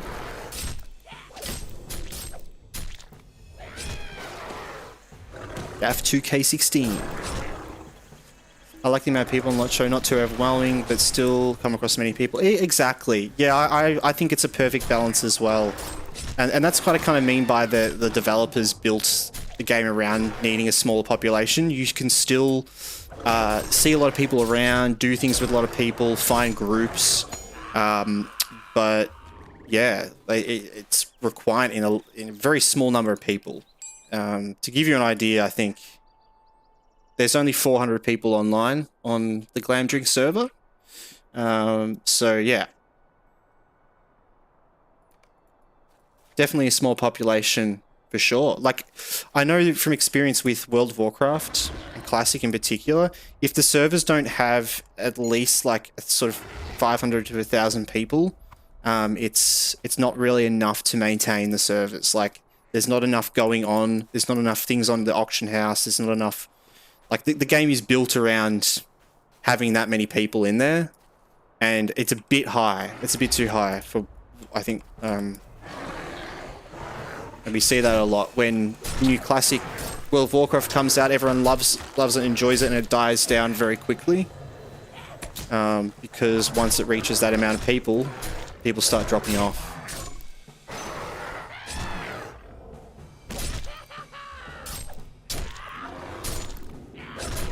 I feel like LOTRO is enough for solo style MMO that low population matters as much. Yeah, exactly.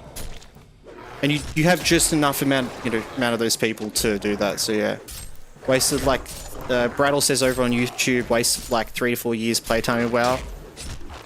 And then still still loves Guild Wars. Yeah. Oh, Guild Wars is great.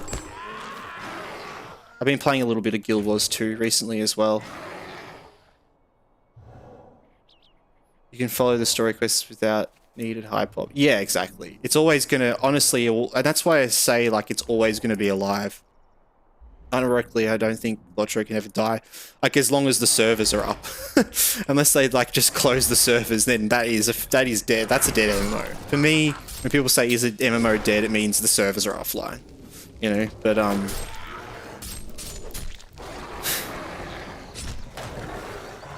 yeah, you can still enjoy all the parts. I know I compare it a lot as well, but it's comparable for me to like RuneScape. You know, a game where it doesn't require like a huge amount of people to keep the game going, but it does value off of having a large population of people there. But most of the content can be done solo and with group and however you want to play it. Do you play on and off or consistently? Oh yeah, Mary. Yeah. 11 years, Mary. Yeah, that's awesome. That's about for the same amount of time I played.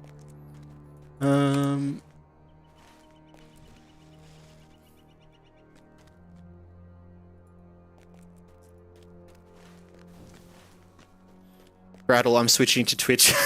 Okay, yeah, come to join us over here. We're talking about stuff. I know it's a bit weird with the 2 chats. I know it can be a bit confusing, and only the Twitch chat is on the stream, on screen. It's Twitch regulations. I can't put both of the chats on the same screen at the same time. It's against Twitch terms. So we just have Twitch chat in the VOD. You know, YouTube is there for anyone wanting to watch on YouTube, you know, with that video player. I know some people prefer that. We also have the VODs that are then saved to YouTube from that. But yeah, we definitely have a bit more chatting going on over at Twitch all the time.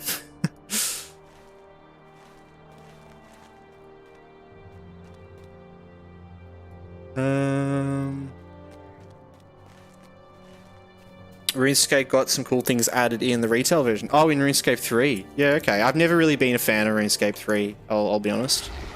I was an original RuneScape player, and I played when the Evolution of Combat update came out, and I think I stopped playing then, and then I came back when Old School came out.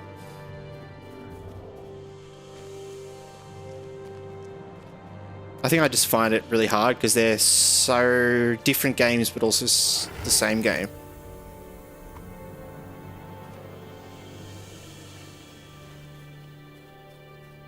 Alright, we got our trade bundles. That was all we were here for. Running around in circles. Oh, let's get out of here. Oh, let's just run. We can heal through it.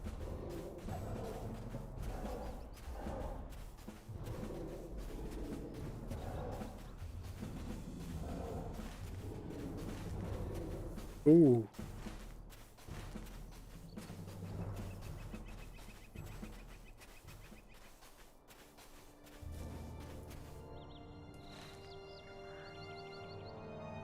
Canex obligation, False's request. Pottery shards.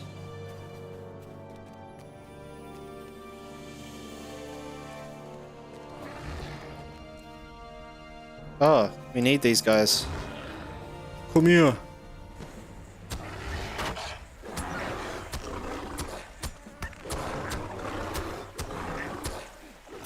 I love how many pets you have on hand and none of them out. Okay, alright. Alright, we'll release the pets. Because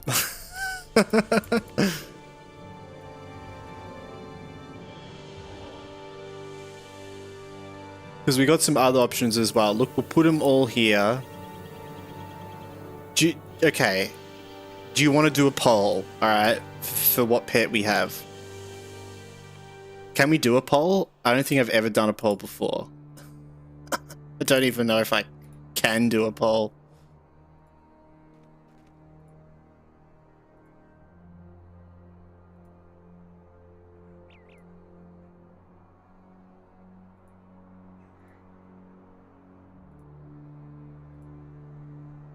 I know they're in my bar already. I know. But look, we're removing them from the bar.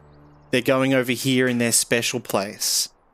Okay, this is their special place, so we can put more here. We can fill up the whole thing with them. They get their own little special place, all right?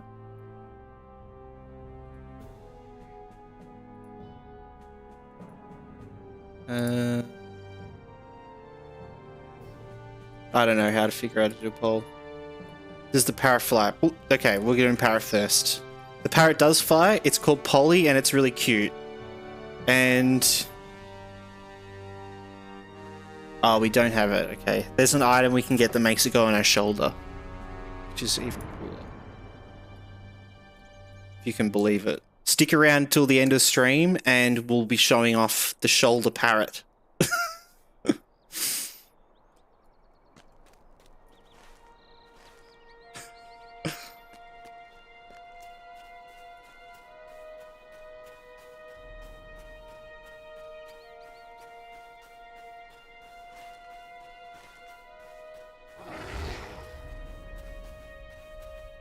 Have the parrot with us.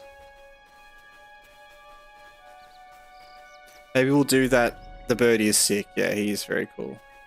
Maybe at the start of streams from now on, we can do a poll of what bird we have out for the rest of the stream. Gotta do some viewer input, you know? Mods? We need mods for the polls.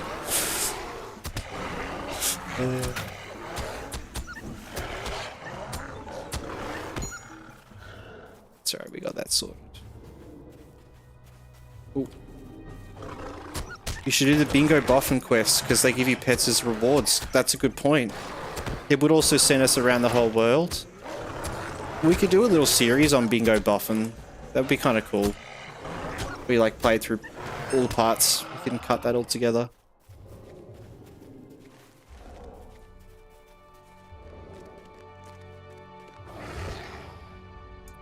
Rubble. Nice.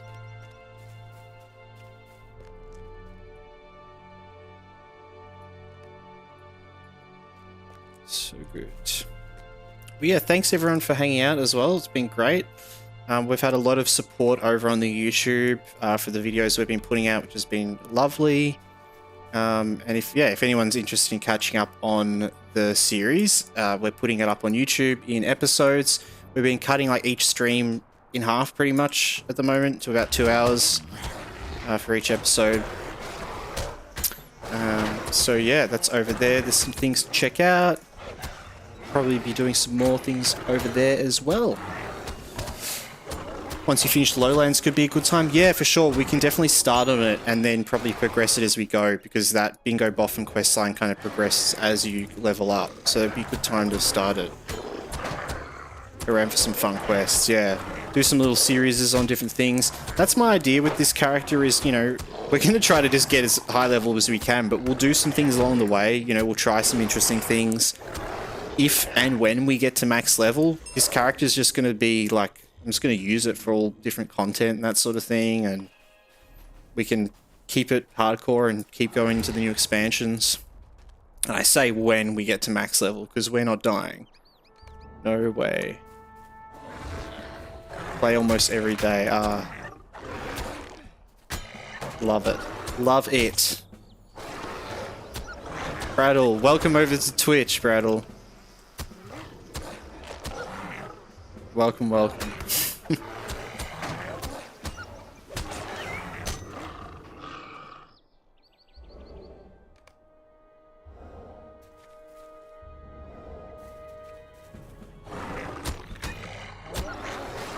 Need a couple of pottery shards.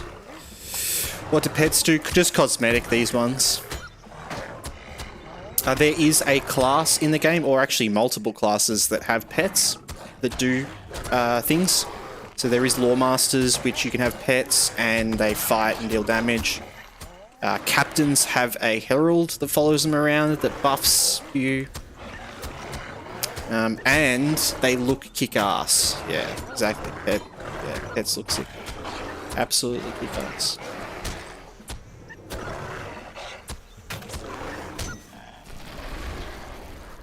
I think pets and mounts are probably the two most fun cosmetic collection things I like to do in LOTRO. Mounts has got to be number one. Like, if there's a new festival or something, I've got to go get all the mounts that I can. Maybe we'll do that on this character as well. It's probably a good thing to go for. Or see like how many things we can get before the inevitable happens. I love collecting mounts, yeah. And for anyone that doesn't know as well, there's a system in the game called Collections, which is really cool. It shows all the different pets in the game, all the different mounts, all the different emotes, stable masters. It's lagging a bit because I've opened this, which is not a good idea.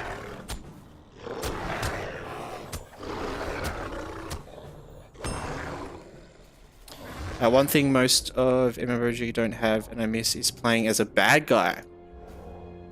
That's a good point. That's a really good point. I guess as much as like the Horde, but like the Horde and Alliance aren't bad and good. Everyone knows that. I guess the other MMO that I think of is like the Old Republic Star Wars MMO. You kind of get to do you get to pick to be the bad side, like actually, and you can be like a bounty hunter as well. You don't just have to be like a Sith. But yeah, like a Red Dead Redemption MMO or something would be cool.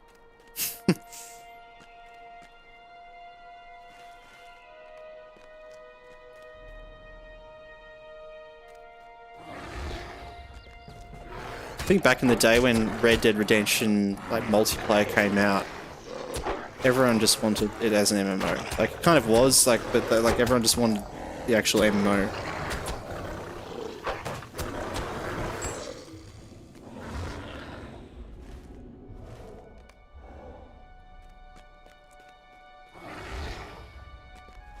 There's definitely some good RPGs about being a bad guy, though, that's for sure.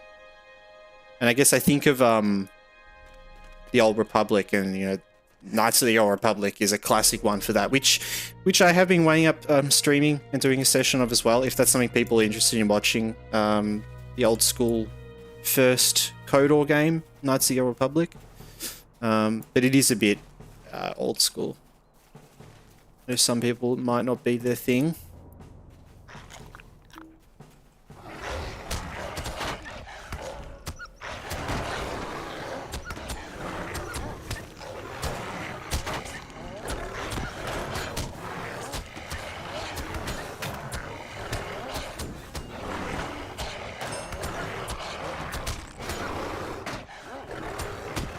Oh, look at that.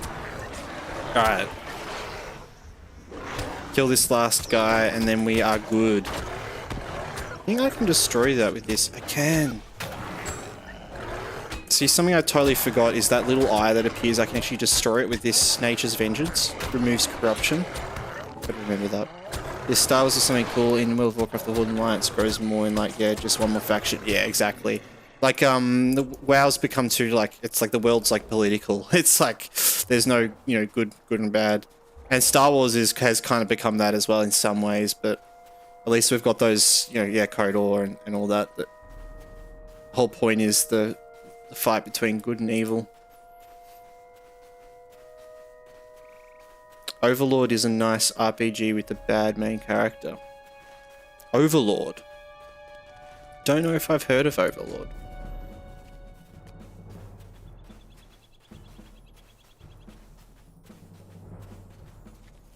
Alright. We did it. Just like that, we did all the quests north of the Forsaken Inn around Weathertop. We've come down to Minas Ithil and we've done like half of the quests here. I think there's some more over on the eastern side. Look at that. Look at that quest log. It's a lot of quests there. Get ready for some dopamine, everyone.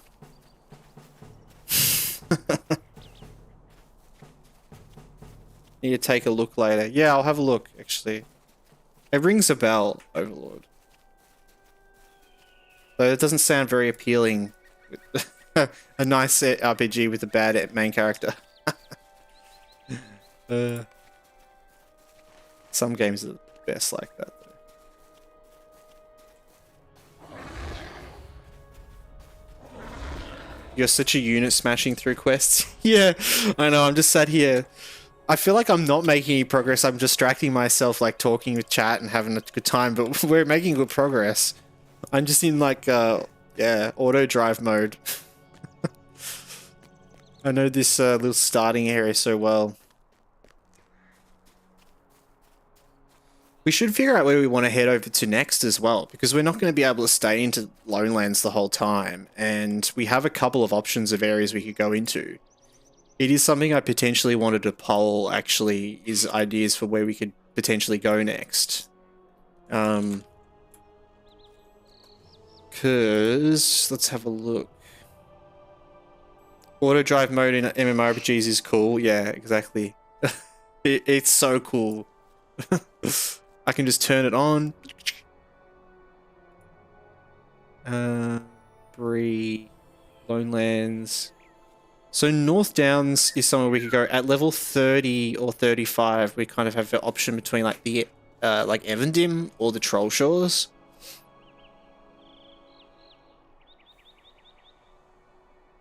But yeah, we'll have to go to the North Downs in here. We'll just jump around, do some different things, I think. How can I be of service? Yeah, if anyone has any suggestions, I definitely will take that into account. Would you do something for Deputy, okay. We might be able to turn some of these in. Broken wood maces, yes. Blackened furs, yes. Blackened skins, yes. Blackened sword sheaths, yes. And broken, I already did that one. Oh, let's go inside. Always good to turn your class quests before selling. How can I be of service? Your task quests, sorry, not I'm class. sorry. Did you need something? This is alright. Can't you leave me to Get a lot of rep from this. Where are you from, country-wise? I'm from Victoria, Australia. Down under.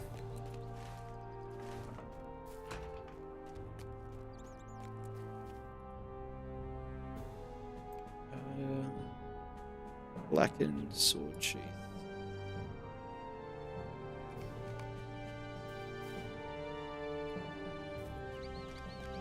Sweet. Yes, streaming from down under with not the greatest of the internets and the interwebs, so I do apologize if the stream is a bit sort of low quality at points. I find if I'm running around a lot, my bitrate is really bad, so it goes a bit bad quality every now and then. But we are streaming at the max we can, at the best we can down here with what we are dealing with. The Kaled of our... yeah. Yes. Yes, yes, yes.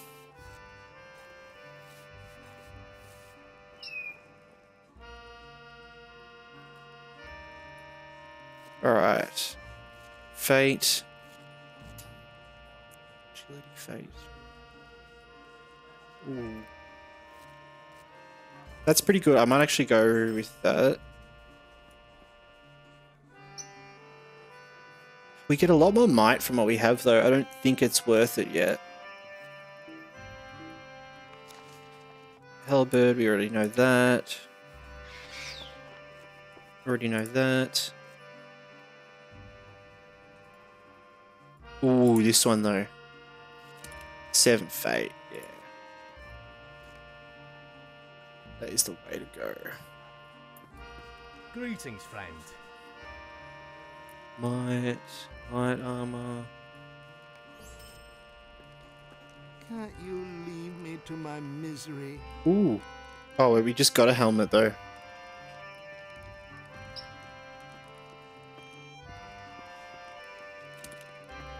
I don't know if that's better, because I don't know how good armor actually is.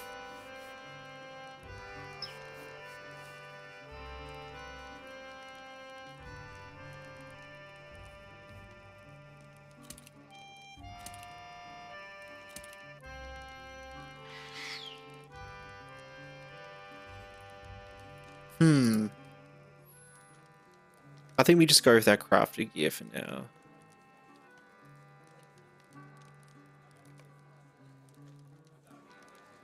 Yeah, even though that one is good. Shoulder pads. Yeah, look, we'll just get these in case, but... Ooh, level up. 24. Level 24. I'm sorry, did you need Weaponsmith. something? Yeah, we want to just try to get rolls on the good I'm ones. sorry. Find and speak with a You member. need something? Collective. Oh, Kenneth is a good man who's been taken a chance by giving us his word that you can be trusted. Okay. It's a sorry day. I'm sorry to trouble you, but will you help me? Okay, I heard you still finding new insects like the Australian big boy. Yeah, that's me. The Australian big boy. Found a new one yesterday in my boot. Nice. I think someone was talking about that yesterday. About the stick insects, the larger stick insects.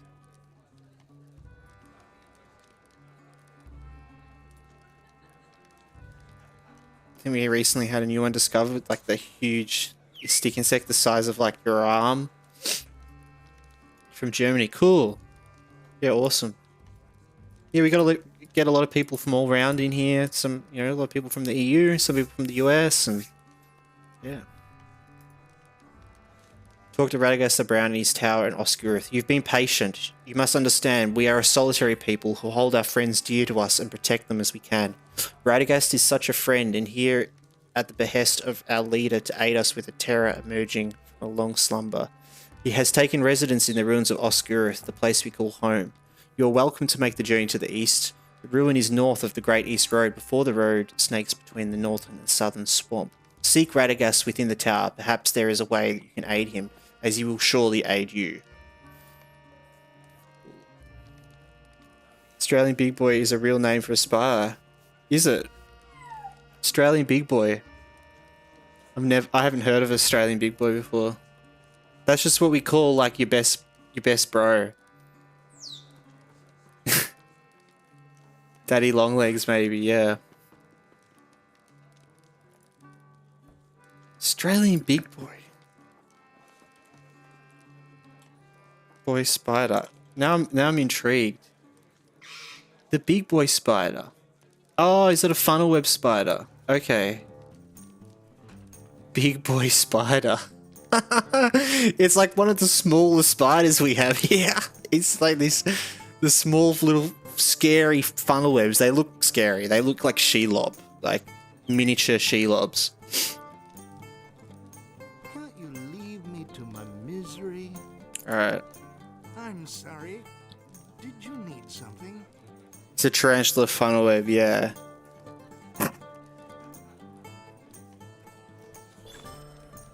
I feel like someone outside of Australia must have given it that name. That doesn't sound like a very Australian name to give it to themselves. We don't call things Australian you know? If we do, we call it Aussie. The Aussie big boy. I'm sorry, did you need something? I'm sure it will do no good, but may I speak with you? I don't know if you can help me.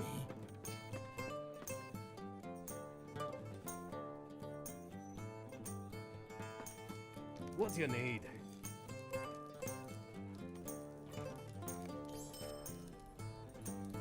Woe be me.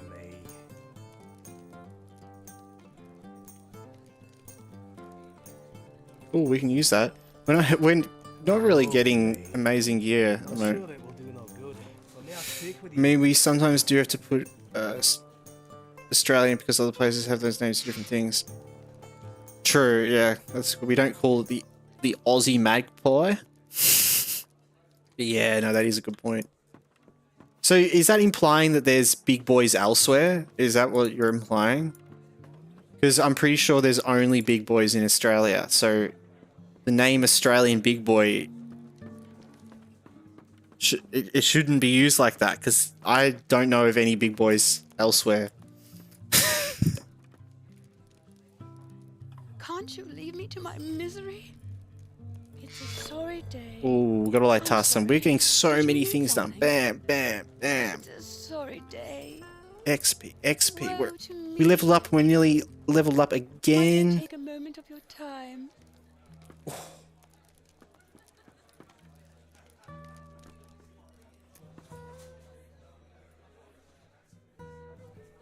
Okay. Alright. Do we have anything else in here? Maybe down here? I think with the... its other name is Newcastle Funnelweb. Ah! Australian land down under, or how I call it, God's experimental site. Yeah. Exactly. We are all a massive experiment down here. But look, that's why you watch. You get to watch the experiment at work. You get to see the weird, crazy things that the experiment puts itself through. Like making itself play hardcore Lord of the Rings online.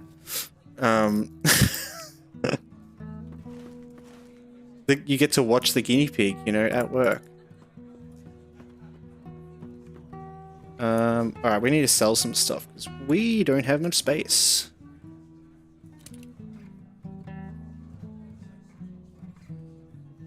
That makes more sense here. Funnel whip, yeah.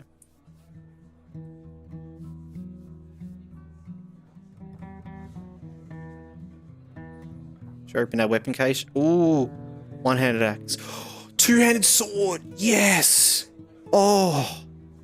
We got the recipe. Oh, that's so good. Yes.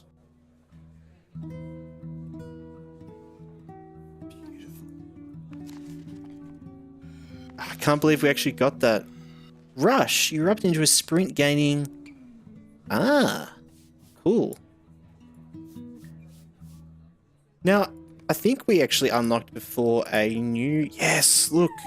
We unlocked our Goblin Slayer, so we can now slot in Bake a Honey Cake, which lets us bake some cakes, which let's have a look. Look at that. It gives us 5 minutes of combat regen. That is awesome.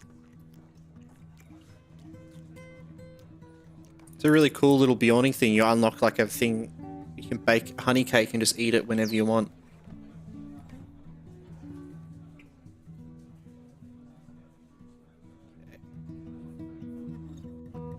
Alright, let's sell some things and then we can make our way What do you onwards. How may I help you? Comment and below.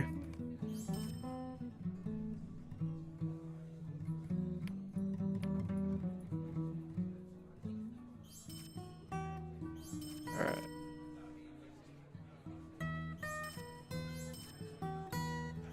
We'll sell these. We don't need them at low level now. Not like the humans, more like the animals eating insects and reptiles. It's like, where do I drop off all this venomous and dangerous creatures? Australia seems fine. Yeah.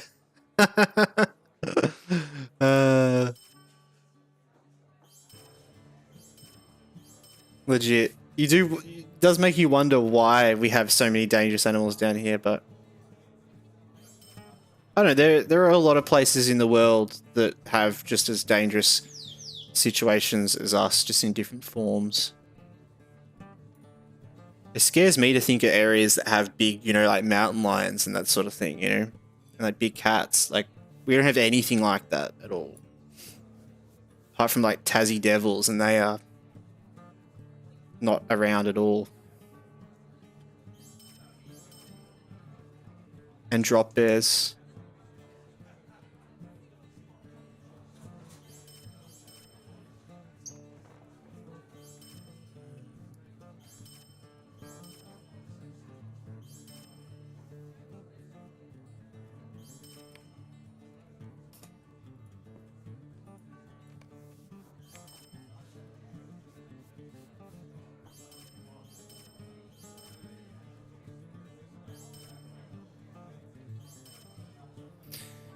We have a few panthers too in the hills. Yeah. I see you're a conspiracy theorist. Yep, there are some secret panthers hidden in the woods as well. You have kangaroos. Yeah, but kangaroos aren't like aggressive. Kangaroos are like cows or horses. Like they can be, well, not really. Like, they can be aggressive, like more aggressive, but like most injuries are from just like being kicked, you know, in the same way as with like a horse or a cow. But they will have a go at you if you're in their face.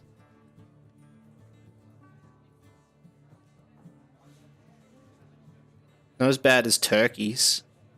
Am I right? I always think that whenever you grow up, you get used to whether it be a bear or poison spiders, that you learn to live with them. Yeah, exactly. And that's kind of what I mean. Like we may have a lot of scary stuff down here, but my fears are more like, I still hate snakes. I don't mind spiders too much. The venomous spiders, I hate those for sure, because they're dangerous. But yeah, definitely would find it uncomfortable being in an area that had other predators and stuff around, and not being used to that. Just as I'm sure other people would not be used to having snakes and stuff around all the time. You just wouldn't want to walk anywhere, you know? Yeah, you just live with the environment. You wear long pants. Yeah, exactly. Yep. Yeah, you learn how to be safe around that. That's one of those things as like a kid that, you know, yeah, it's scary as an adult, but yeah, you get taught that when you're younger, you know. Be loud in the bushes, make lots of noise, stamp around. They're a lot more afraid of you than you are of them. That is for sure. There are some more aggressive snakes out here, but it's not as common at all. There's only a couple of breeds of aggressive snakes that are like common, like tiger snakes.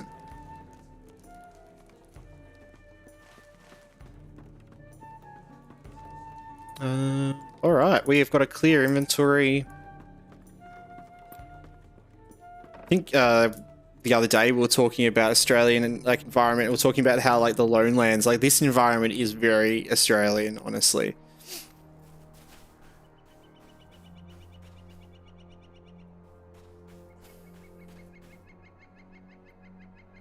But we've seen in the history that Australia lost a war to emus, so what if they were bears? Yeah. The big emu wars, yeah. It was the megafauna. The megafauna is the concept of the huge animals that lived in Australia long, you know, ago, and essentially the native like Aboriginals, the indigenous people of Australia, hunted them to extinction. These huge kangaroos and huge emus and huge wombats, which are just like, wombats are just kind of small bears anyway, really. They dig burrows. They're not very aggressive at all. They're quite small, but a huge wombat is just pretty much like a huge black bear. Only recently, the 4 common snakes in the area were in fact in the top 10 venomous. Yeah. True. Oh, up in the hills. Oh god, yeah.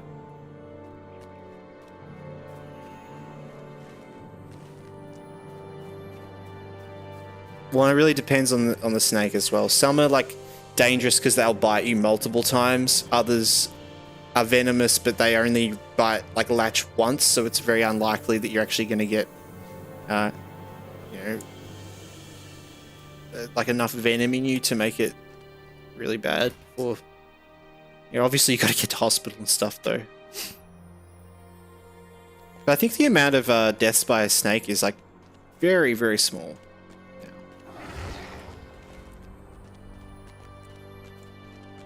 Anti-venom has come a long way in Australia. You'd hope, right? China lost 2 sparrows and they lost millions of lives. Oh god, yeah. True. There was an emu wars in the 1930s. Yeah, true, you're right actually. Now I think about it, there was an actual, like, wasn't there, like, with muskets and all that, they were confronted by a horde of emus. So we have to go up here now, I think. Yeah, we do. Let's make our way. Ours are so unsafe because the venom works uniquely to the whole world. Yeah. Yeah. I don't remember the exact differences, but...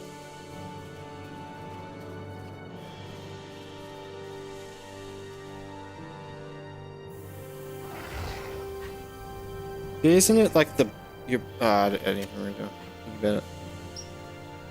But not with muskets, with machine. Yeah, yeah, true. Yeah, good point. I just imagine, in the 1930s, everyone around with muskets, especially in Australia. Trying to cull the emu population, they failed, so we lost the emu. Okay. Other snakes you can move around, we have to sit still.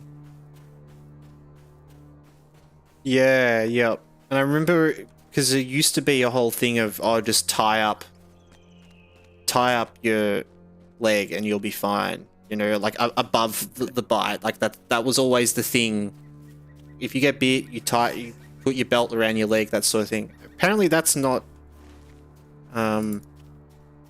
safe anymore. Like, I mean, because I think, like, because what you're saying, Poison, like, it's just about moving. It's about if you move, it pushes the venom through your body. So it's better just stay completely still and get someone to come to you. If you belt up your leg and try to walk, it's not going to make a difference.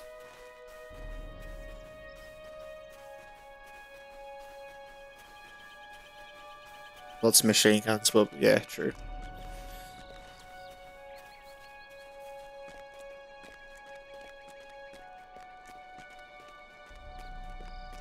Can freak out or you'll die very quickly, yeah. God, this is all very lovely chat we're having. Bitten by snakes. One of you guys wouldn't mind if I moved up, like, to Germany or, like, Poland or, like, Norway or anything, right? You wouldn't mind? I'm having second guess.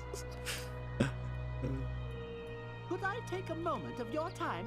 I'll just keep playing LOTRO in the safety of my house. This is intolerable.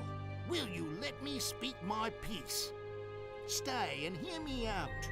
I'll not Click be statues. Got to do a heap of things here. ignored. I do not ask much. Look of at all you. that. Woe to me. Can't you leave me to my Cool. misery? Alright, let's go in.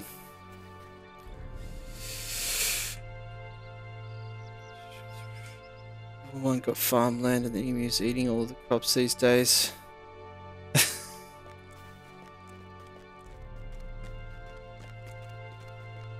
Ooh, these guys are harder as well over here.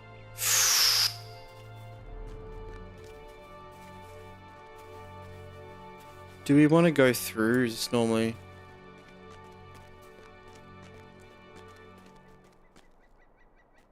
MMOs always make me think, why can no one do anything for themselves? Yeah.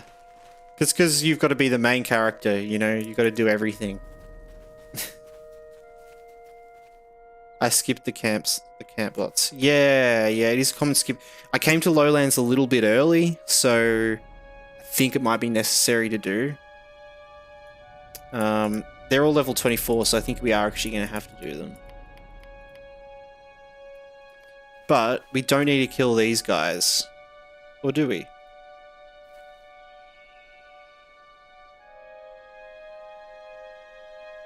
Our greatest find. Yeah, it's just this one. Let's try to fight him and see how we go though.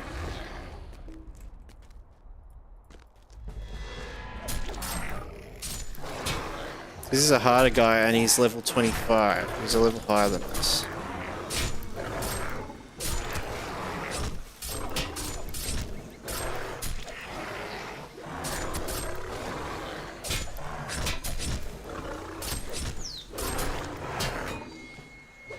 Damn, he does a lot of damage to us.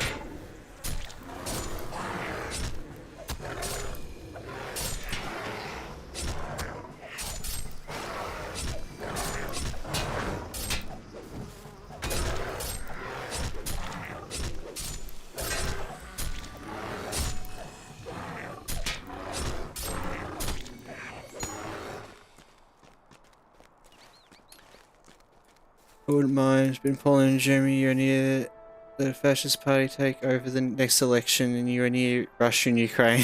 Yeah, it's PvP up there. I know the other day Dante we've got in the stream. It's been through a couple of times. Just from Poland was saying that we're joking around about that the other day. How like we have a lot of PvE down here. You guys don't have as much PvE up there, so you've all got to PvP each other. You need some more things in the environment to fight against, you know, like down here. It would make everything better.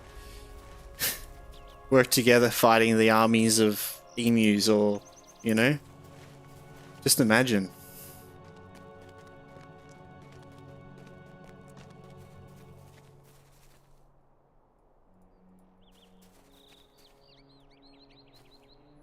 I don't actually think we can go through here. Those guys are too high level, they're all dense. I think we need to go around.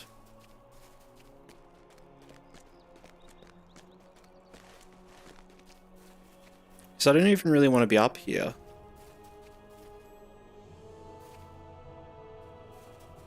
Yeah, I'll just go around.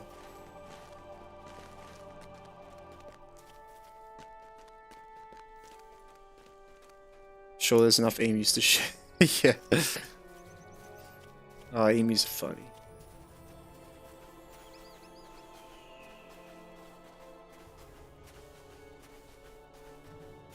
Go around.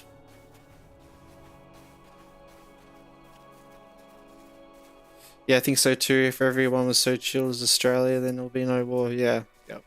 We've just got so much PvE going on that we all got to team up. We still haven't won. You know, with the kangaroos are still like 25 to 10. You know, something like that.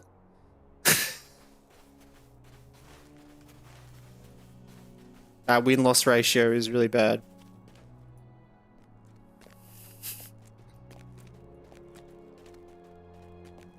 Yeah, so this area all in here is really it's really hardcore. There's all these like I don't even know what to call them. They're kind of like elite mobs. But we want to go down here to the spiders.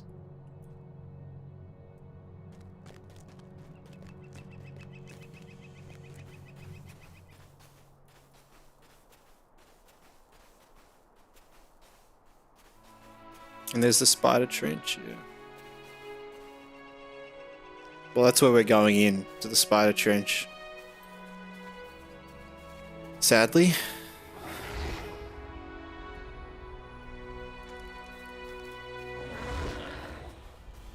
Honestly, I feel like the best thing we can do in this area is make sure we pick everything up. Because it is so annoying coming through here and missing like one treasure, and then you're running around the whole area trying to figure out where that treasure is.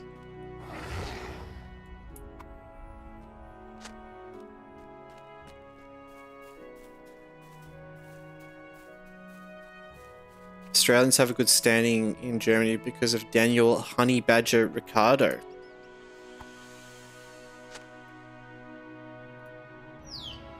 Who's that? Yeah, true.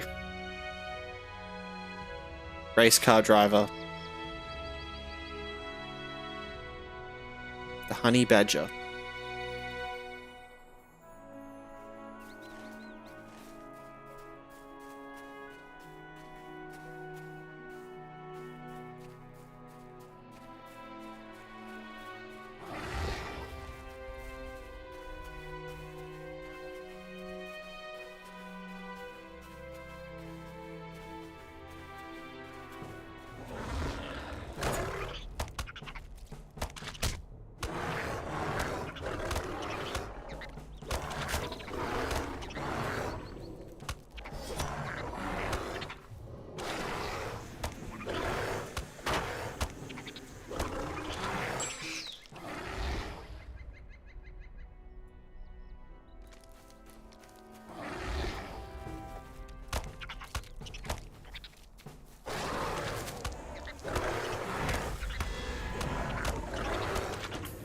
Doing pretty good.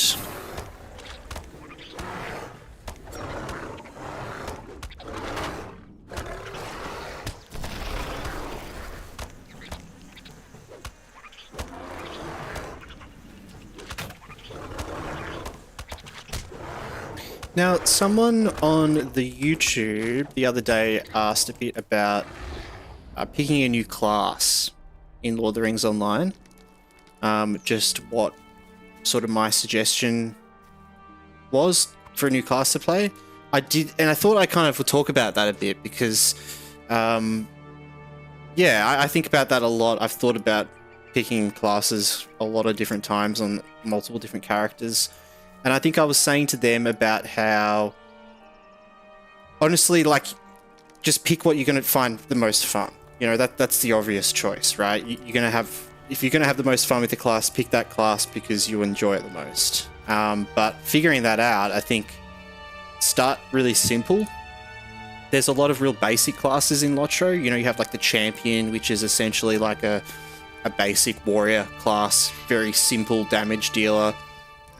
If that's what you're into, then go for that. If you want something a bit more different and unique, there's a lot of classes that kind of veer off from those things. Like the captain is a sort of a melee warrior class, but you have a follower, you have a herald that follows you around, buffs your party, buffs you, that sort of thing.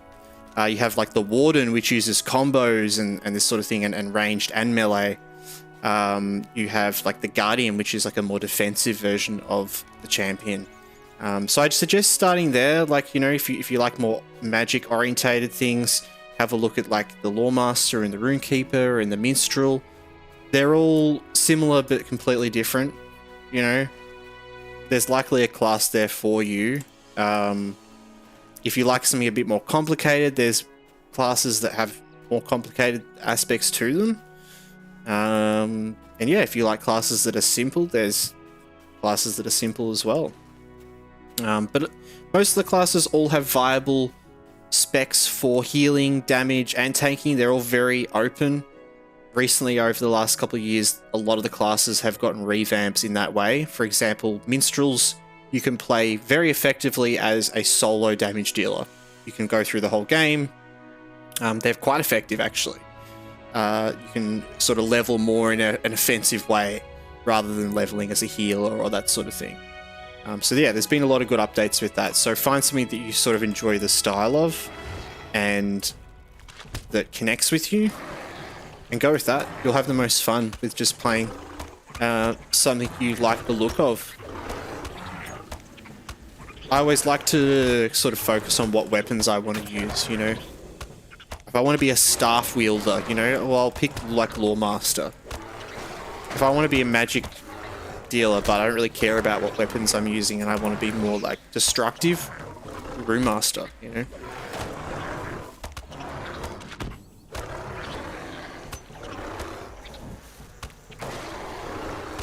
A lot of good options in LOTRO.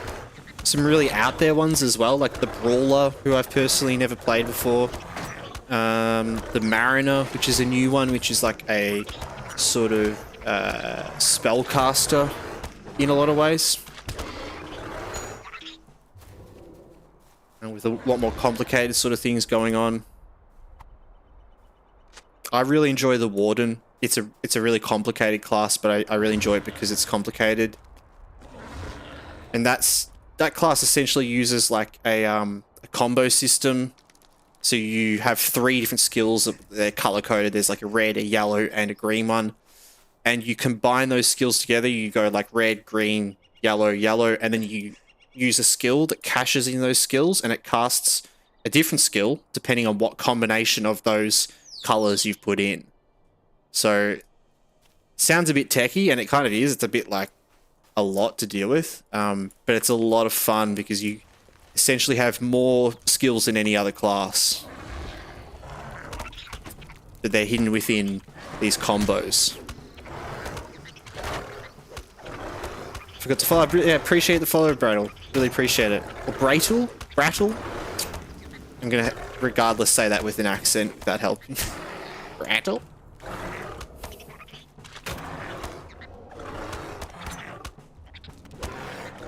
Got an instance to share. You have. We've got 200 species. Oh, like 200,000 species, and you guys have 62,000. Oh, that's a lot. Just thinking about that, like, that is a lot.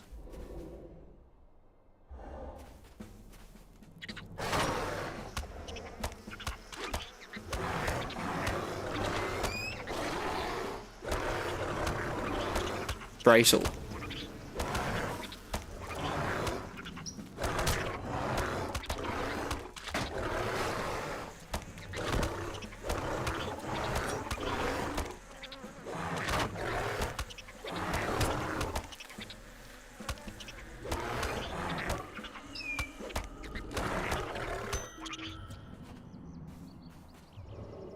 Oh, as it, yeah.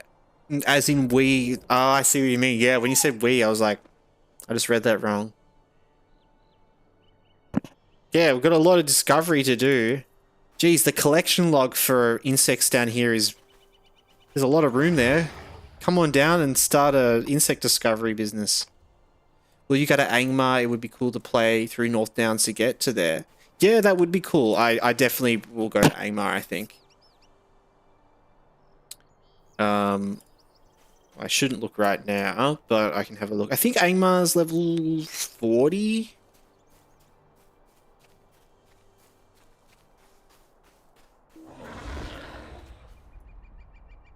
We need to kill...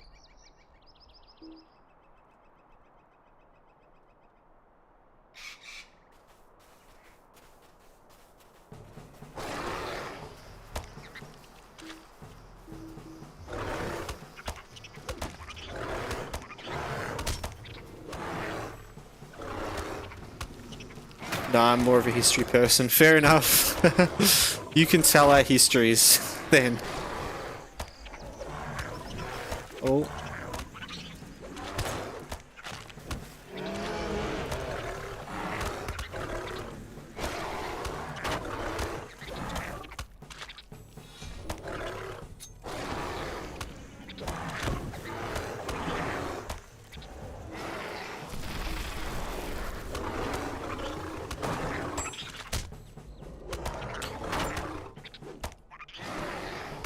It's dicey down here in the spider pits.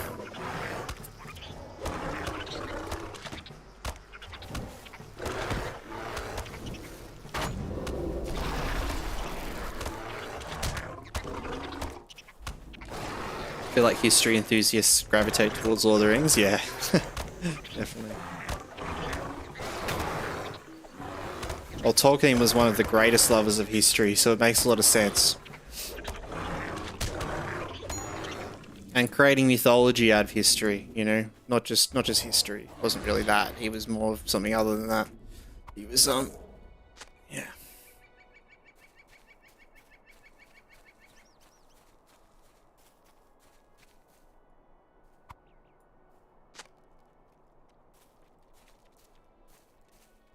Yeah, one theory is that ring symbolizes the atom bomb. Yeah, there's a lot of theories like that. I think it like, and like a lot of people say that the theory is that it represented technology as a whole, you know, which I think is the most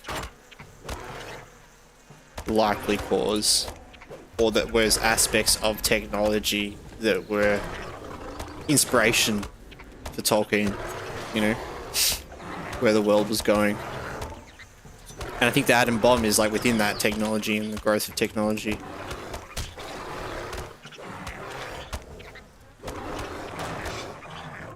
Here we are playing Lord of the Rings Online. Forgive me, Tolkien.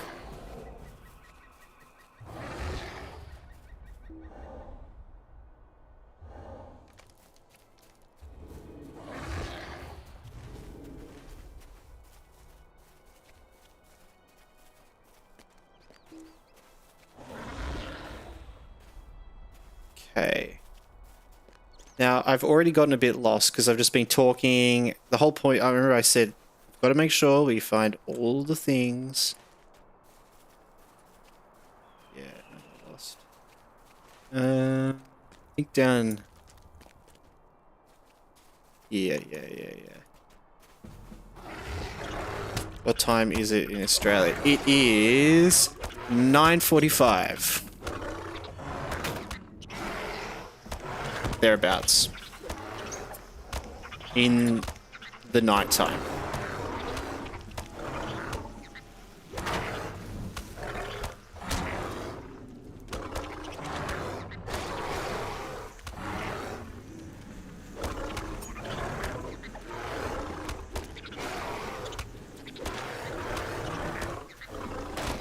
I've never thought about that, but I wonder what he'd think of LOTRO. He did sell the movie rights while he was alive, so he couldn't hate it completely.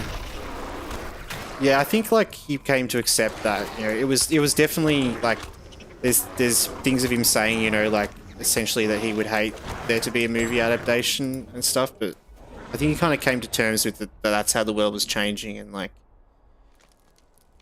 interestingly enough is. That's what Lord of the Rings is all about. It's about like, elves accepting that the age is coming to a change, you know? Of course he would accept that as well. Like, I think... Yeah, you know, the ring is technology and that, but that doesn't mean he's not accepting that. The whole story is about the world going through that age, the elves accepting that the age has passed and the age of men has come, and, you know, it's like... Yeah, I think part of him is accepting that that is what the world has become as well. Tolkien definitely sees himself as an elf in the world. Rather than us mortals.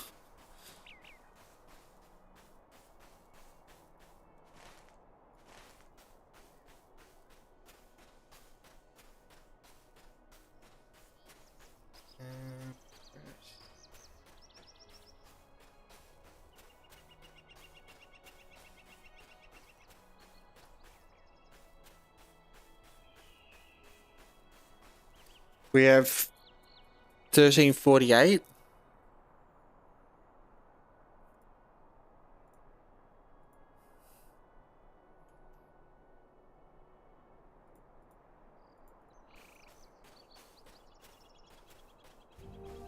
He was called by his mother an elf. Oh, okay, yeah, true. Oh, that's cute. It's like accepting it but being sad about it too. Exactly, yeah. I think he was just always like holding on to that. I think a lot of people like see Tolkien talk about that and are like, oh, he hates technology and he would He'd be rolling in his grave if he knew what was happening. But he totally accepted that. Like, that's the whole point. You can accept something's changed and still not like it, you know?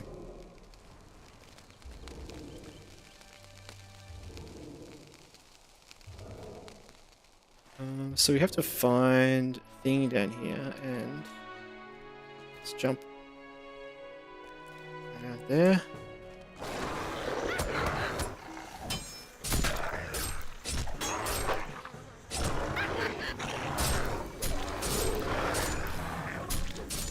Did you know Alden's mother-in-law is Galadriel? Yes.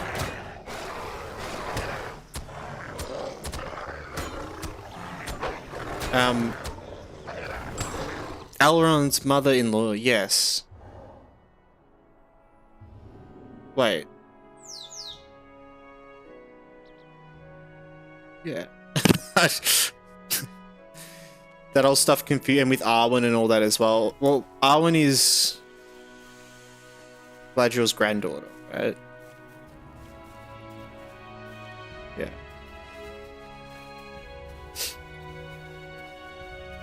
Just doing that like family tree thing in my head. It's just breaking. Like,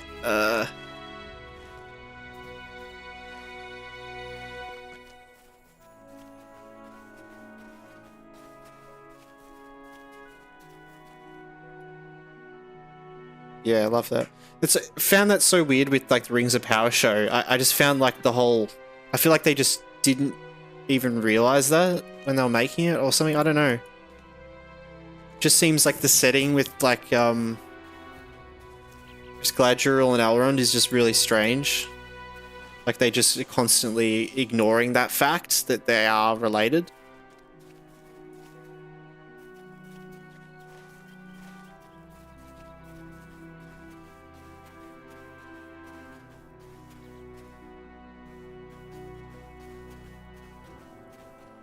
Aragorn marries Galadriel's granddaughter. Yes. Exactly. Oh, there's one more thing down there.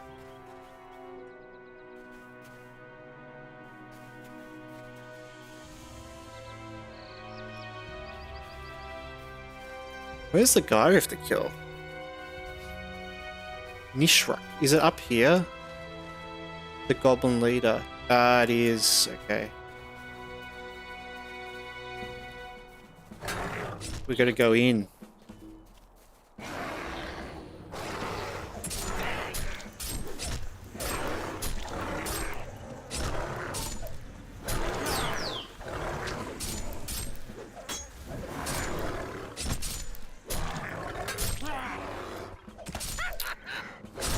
Well, here we go. Well, Galadriel is supposed to be married in the time the Rings of Power is set in, but there's no husband to be seen. Yes. Yeah, he's meant to be alive still, right? When that is set. I think her daughter should be alive already. Yeah, because I think her husband, partner, dies very shortly after that. The setting of the Rings of Power.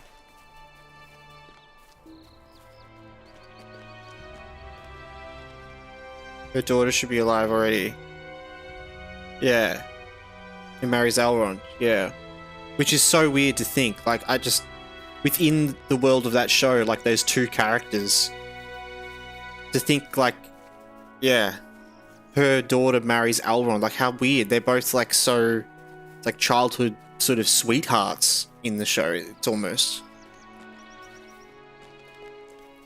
I just really wonder, like, what their... Where that came from. Like, whether they genuinely didn't realise.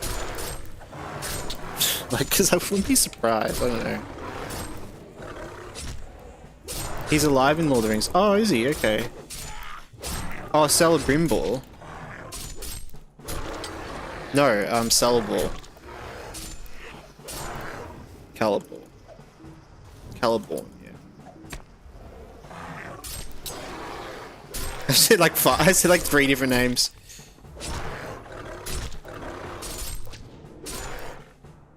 I remember Celeborn because it's like silver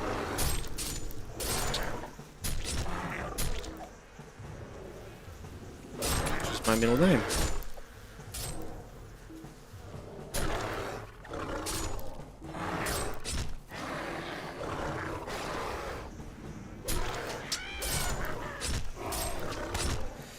They do slaughter, yeah. Look, it's visually fun to watch, but that's about it. And even then, you might have to close your eyes at some point.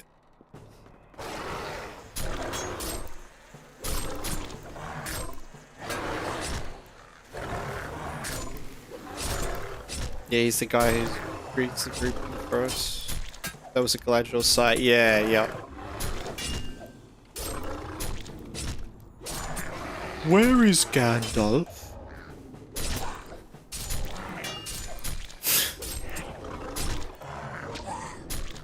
His name's Celeborn. Yeah, yeah, it's the same. Yep, Celeborn. Or Celeborn. You say Celeborn, I think, right? Like you would Celebrimbor. Caleb. Silver, yeah, which Caleb means silver in Elvish. C-L-E-B.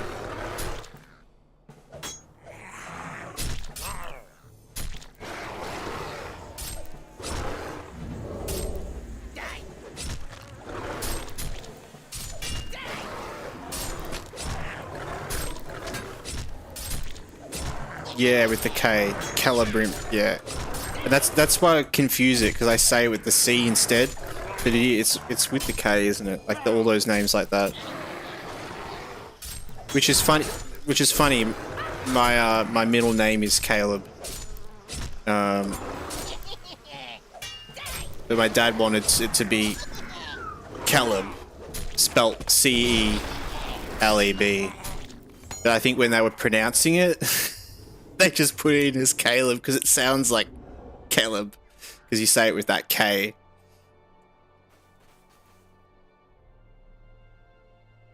I was going to say it's not silver. Is it not silver, Caleb?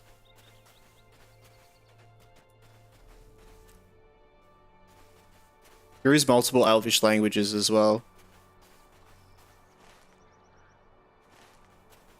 I always thought it was silver.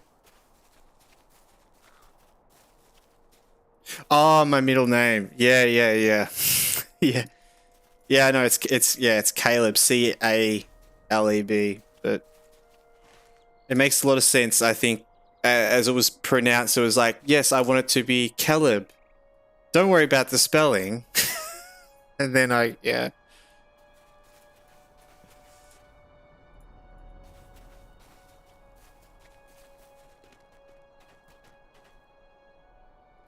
Alright, so we've got to make our way up in here and kill one dude. We're risking it all right now. We're risking it for the biscuit.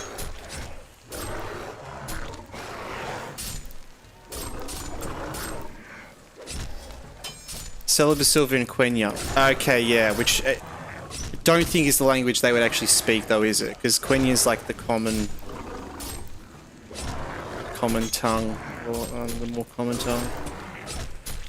Maybe, okay.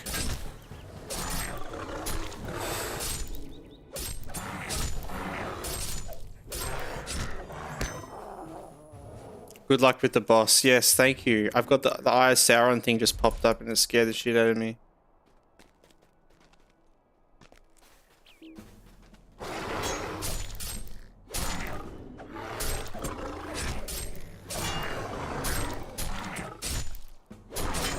Caleb, my instant thought was Caleb, like you said before. Caleb, is that from Elden Ring?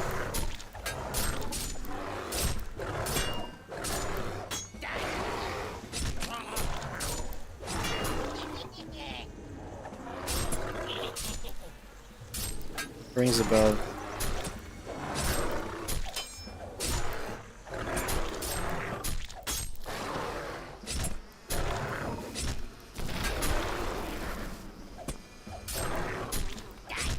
Yeah, true. I haven't played through Elden Ring enough to truly know, but I thought that rang a bell. Just such a big game.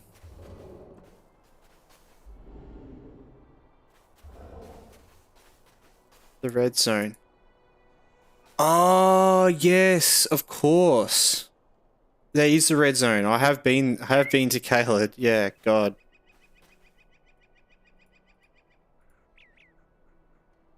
God, I hate that place. Nightmare. Red sand. I see why you called it Australia then. That makes a lot more sense.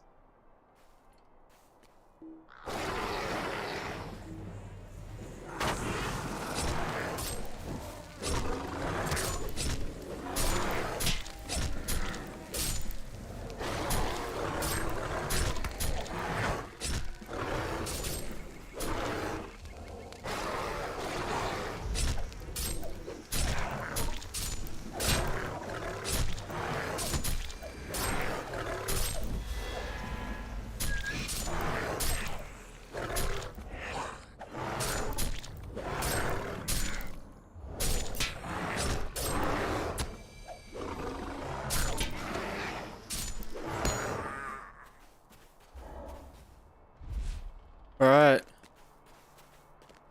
Boss time?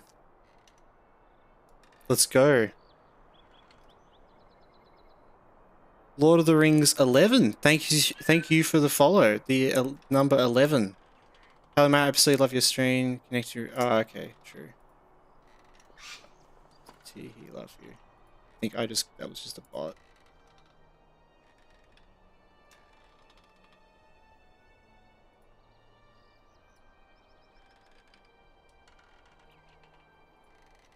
Just quickly time that out.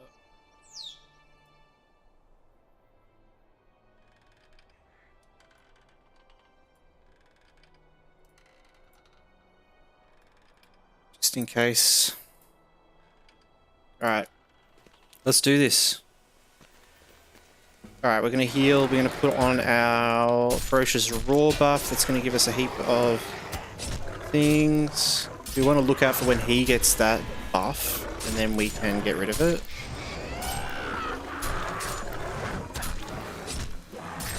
Use our other heal as well. Ooh. There's a lot of damage to us there.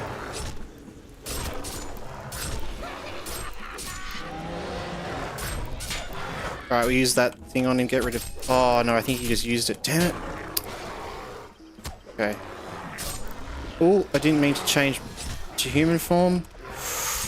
Ooh.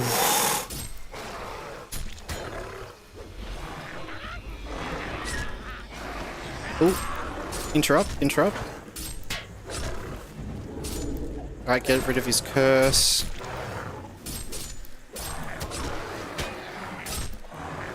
Nice. Destroyed. Let's get out of here. Yeah, but George needs to finish the Song of Ice and Fire because the TV show's ending was so shit. Oh, tell me about it. Tell me about it. I was actually thinking of going back and watching the originals. Like the original first season. I just love those first seasons of Game of Thrones so much. It's just a lot of fun. Still holding out, hoping that, yeah, Song of Ice and Fire will be finished. I'm positive the Winds of Water will come out one day. Yeah. I don't know if I really have a perspective on it because I'm not much of a enjoyer of the books of Game of Thrones. As much as I respect them, I haven't had the patience to get through them. Did you watch the Rohan anime movie? If it is released, I don't know if it's out yet. I think it is out. It kind of flew under the radar a bit. Can't remember exactly why.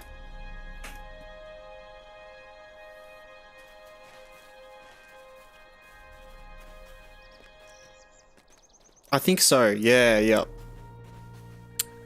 I think kind of just flew under the radar because it just did kind of average. But I think that's all you can kind of ask for something like that. Like, I just don't think it was very Lord of the Rings, like Lord of the Rings.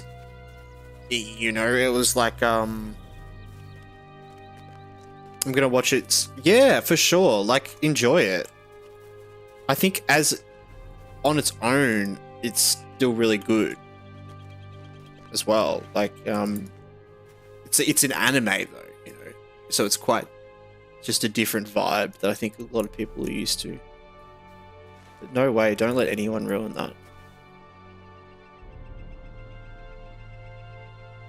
Find it on a streaming site. Wasn't it on was it a Netflix thing that they did, or?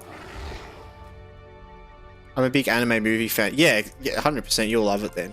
I think it was just like, which is absurd, the expectation of like, oh, this is going to be some unique Lord of the Rings thing, and people go into expecting that, and then they get an anime. It's like, it was advertised as that. Everyone knew that's what it was going to be. If you're not interested in that, which personally I'm not as interested in, then that's fine. But it's, you know, it's not for me. It's refreshing having a female lead. Yeah, for sure. I think the Rohirrim have some of the most sort of best written and great female characters in the movies. I kind of loved that how in the movies they had to use so many female stunts people for, I guess, horse riders, because there wasn't enough men to just do it, obviously, and there's so many of them they needed. I love that, like, it kind of became part of the law that, like, so many of these Rohirrim are all female because they had to do that in the movies. And it kind of just makes me think, like, it probably is like that in the real world, you know?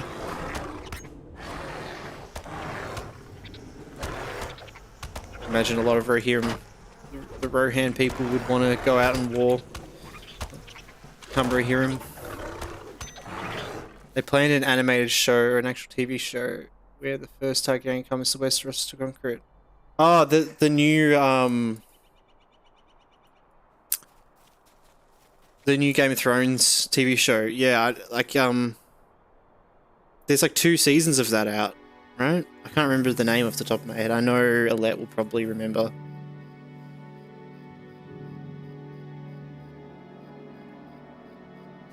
Yeah, Aegon the Conqueror.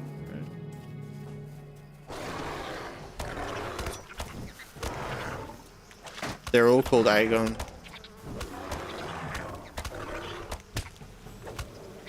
I assume that one's called Aegon the Conqueror, though, thinking that he conquered Westeros. Yeah.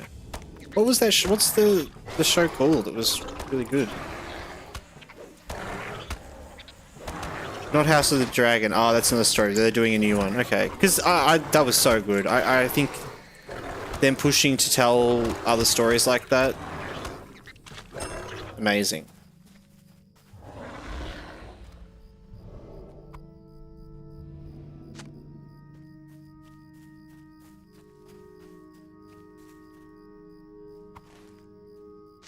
Oh. Eglin treasure done. One more corpse to burn. Where is it? Just here? Yes!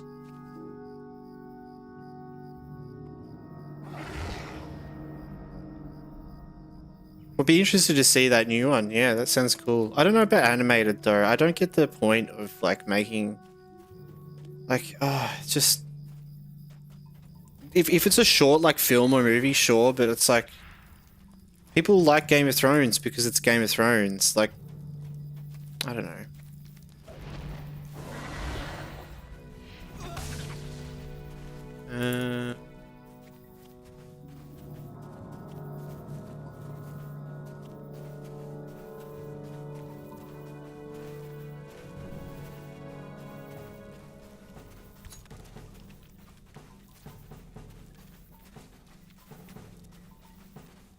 Oh shit.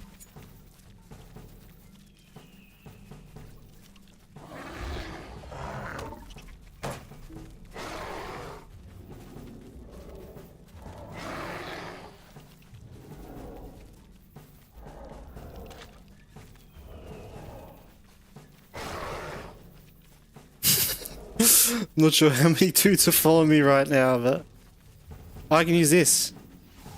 Run away! Oh, that's so cool. 6 seconds of movement speed.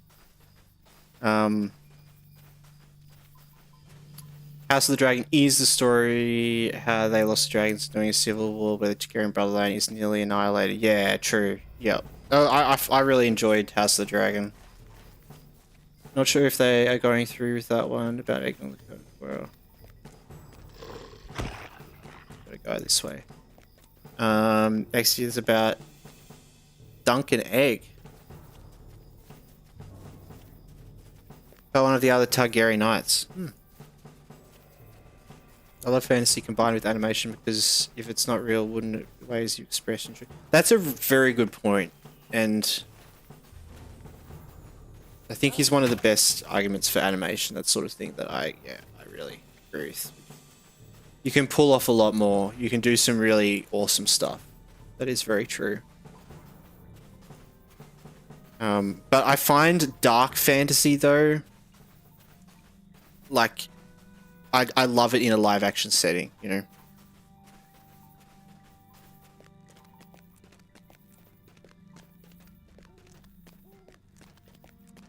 I'm a big fan of live action in that way. I just love to see like the behind the scenes of all of the, you know, like stunt work and that sort of stuff that's done, that has to be done. You know, you have to do some really out there things to get the job done. It's like a lot more problem solving, I feel like. He's confirmed this in production. That's cool. Yeah, I've got a way to go for anime, horror / dark. Yeah. There's some really good examples out there, like you're saying, of some really, you know, good classic sort of ones like that. I just find like the like War of the Rohirrim, for example, I would have loved to see that animated, but in an anime style, like Japanese anime. I don't know. I'm just like, what's the point? Like, can't we pull off something like really unique just through different means of animation, like a different style? It like obviously doesn't fit the world, you know. It's not an Eastern world. Alright. We are back.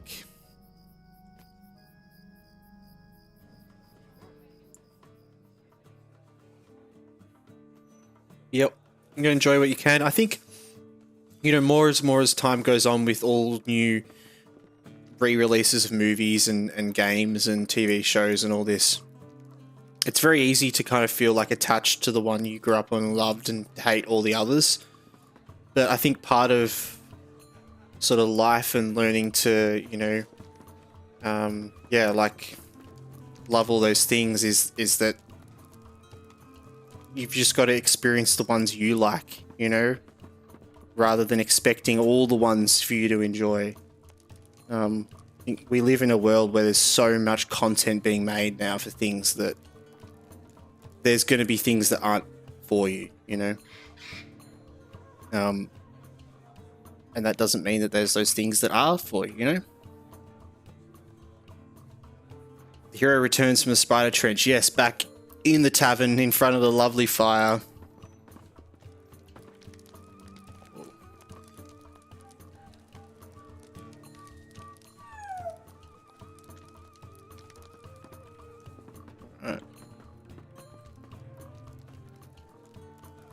I'm sorry.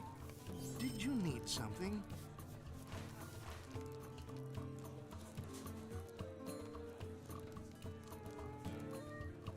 Did we get any sapphires? Did we? Because we need that for this new sword. We need a sapphire shard. You said dark fantasy. I'm having high hopes for the yeah 40k live act. Oh, exactly. That's going to be awesome.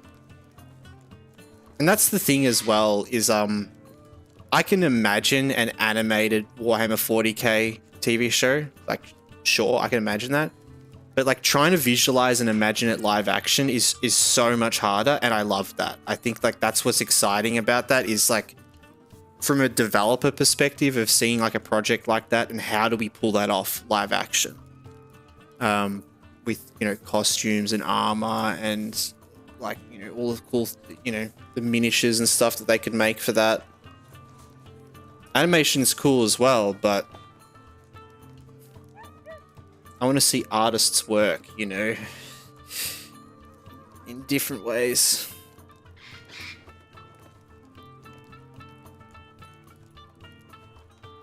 But yeah, animation's got a different vibe about it as well.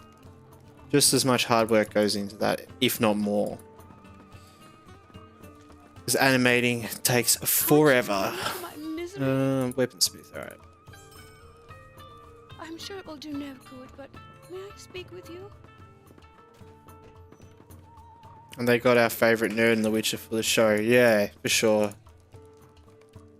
Yeah, Henry Cavill's got this. Got it in the bag. I found a real shame what happened with The Witcher. That was a real shame, honestly. I don't think people talk about that enough.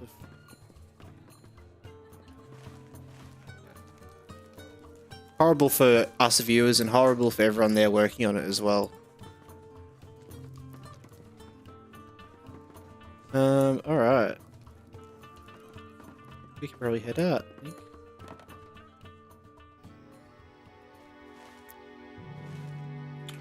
You're right, both have their own artistic merit. Just look at the behind the scenes for the Lord of the Rings movies. Yeah, exactly. Look, and I'm not saying that like animation is like easier or some shit. Like, if not, animation is harder to do, honestly. Like, because there's a lot more finicky work in it. But I just like to see all the problem solving that happens around live action movies.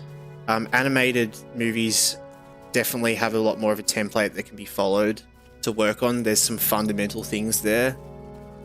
But in other ways, there's always going to be people that do really interesting sort of animation things. But a lot of the time, they have to give themselves that limitation. Like an example is like Love, Death, Robots, that show that's like animated. Every episode's animated by different animators.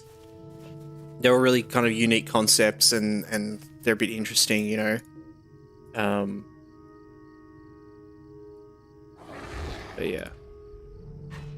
A lot of time to take it to live action, it's all animated anyway, you know, it's all storyboarded. And then they're just taking that and trying to figure out how do we like turn actual actors into this. There are many animated short film movies and series of Warhammer. Yeah, there is, exactly. There's a lot of, and some really good fan created secret level. Oh yeah, 100%.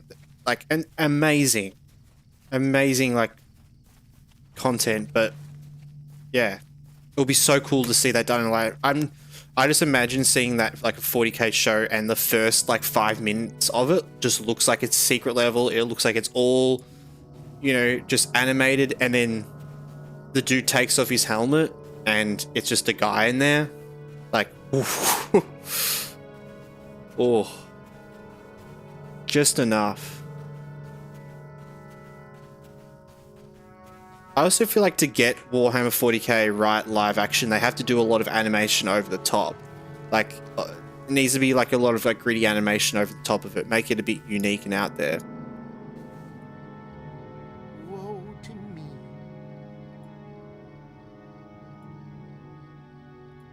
Oh, that's a good cape. And we just leveled up. Might cape. Oh yeah.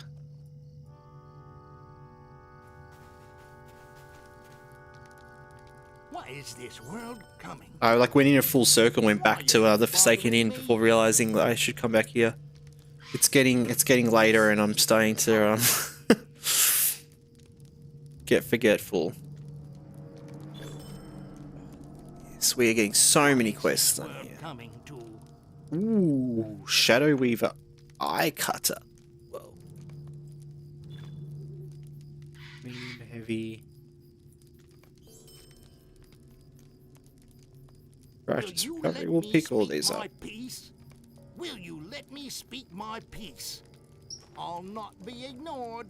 I do not ask. Ooh, Destination North Downs. Unlocked. Lovely. And where are we at? Because we might... wonder if it's worth going up to the North Downs or doing some other things before we end the stream today.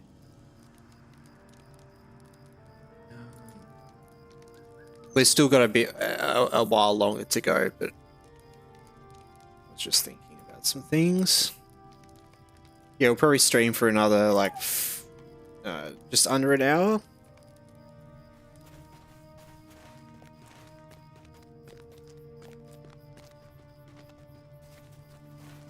Yes, we'll be having a new YouTube video will be coming out tonight from our last stream.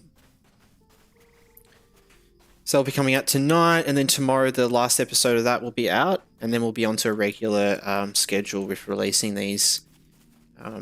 Yeah, if anyone's hanging out today and really enjoyed it and missed out on the last stream, go check out that video that will be up later tonight in a couple of hours. Done like a little intro at the start of it, done some little fun editing there. Not super edited, really, just kind of spliced up the stream and added a bit of things there. Make it palatable and easy to, follow along. But we're going to be getting in a better schedule with that, so that those episodes should be coming up the day after a stream. So, yeah, in the future, today's stream would be coming out tomorrow, essentially. Ooh, rich iron. We're up to rich iron. The space marines are not the problem in this show. The problem I see is how do you want to portray a chaos space marine or a Tor or... Yeah, for sure. Yep.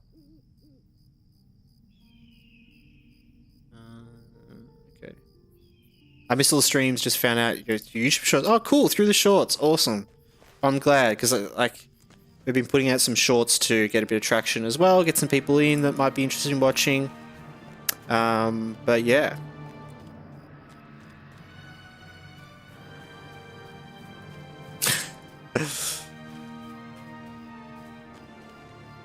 The flute one?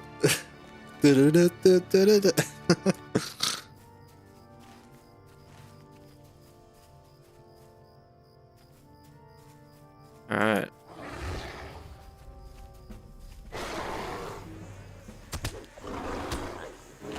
Yeah, the series is kind of getting more interesting as we go on. There's 5 episodes out on YouTube at the moment.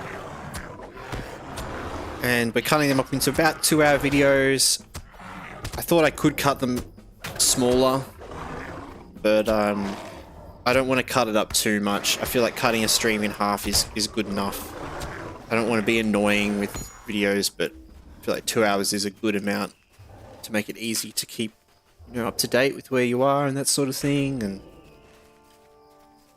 there's a playlist there as well that's got them all in there.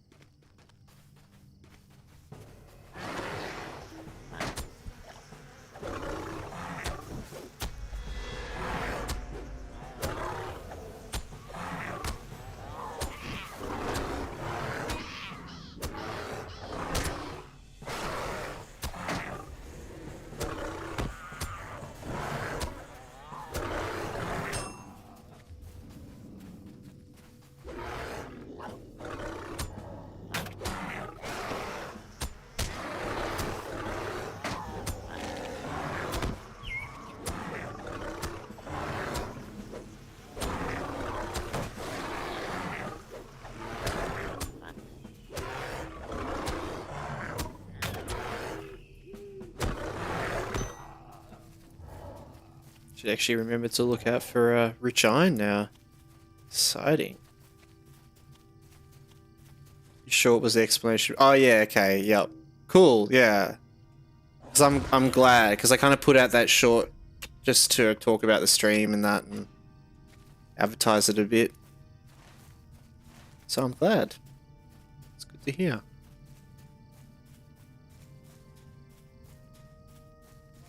Yeah, we do this sort of 3 times a week at the moment, basically. We stream the same time every day that we do stream. If I'm not online one night, I'm likely going to be up online the next. But we are... Yeah, we stream 9 AM UTC time and 9 PM Australian Eastern Standard Time.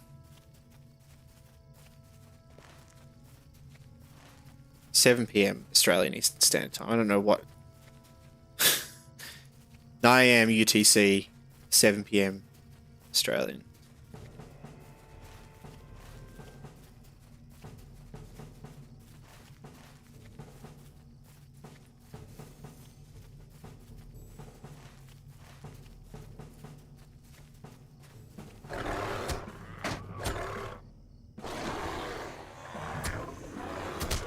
Saw that short and then you're live.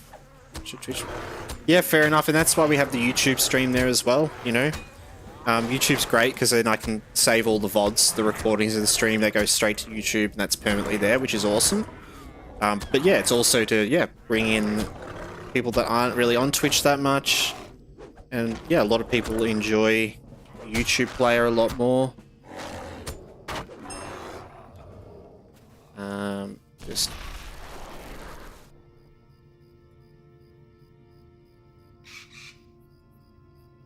get rid of that. Sorry about that. Gotta do some manual bot banning.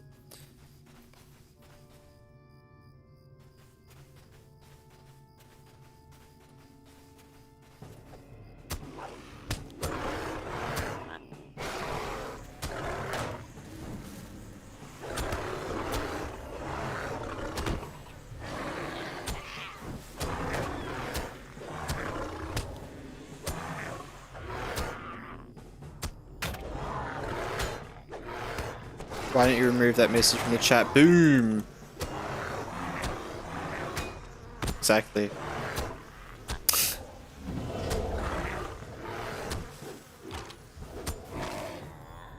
I'm onto it.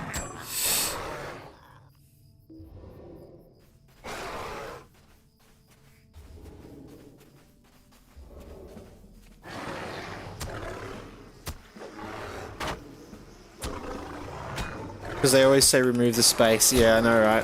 Why don't you remove that space from your face?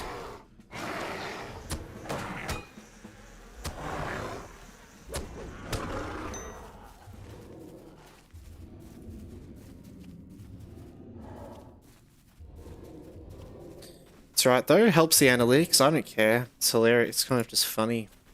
Bots coming in and posting stuff like. Feel sorry for the people that get got by it though. That's why you gotta get it out of the stream as quickly as possible. Don't want that there.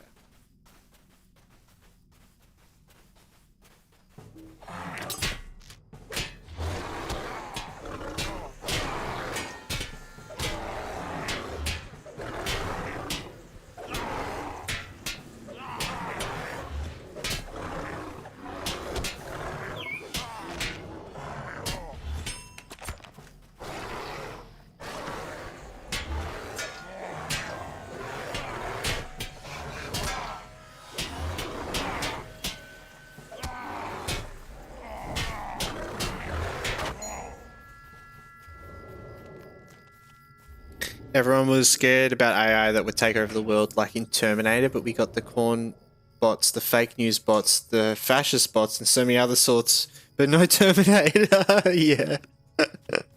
That is so true, Bradle.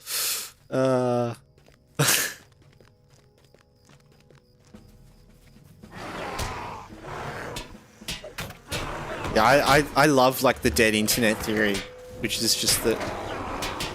Well, I don't love it, but the concept of it is just wild. Is that the internet is primarily run by bots now, you know, like AI pages and bots that just run Facebook pages and this and that and just constantly post content, that the majority of the internet is just bots all talking to bots. I think it's very true.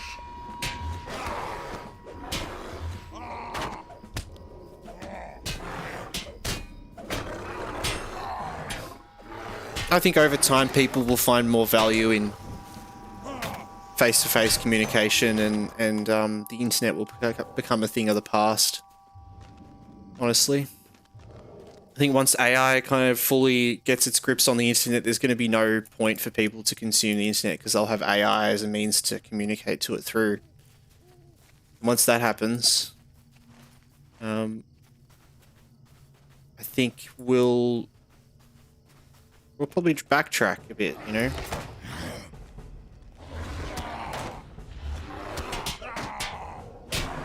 In a good way.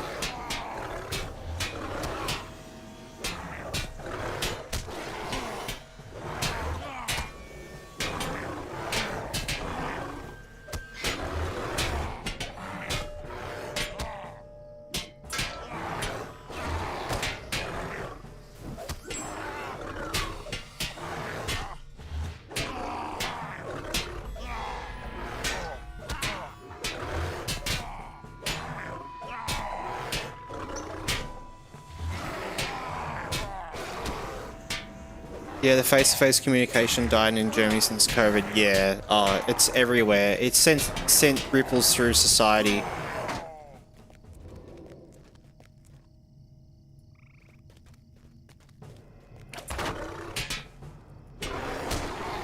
Yeah, it's kind of wild how long ago that all was, and how it's still just as much had an effect and is still in effect as it was.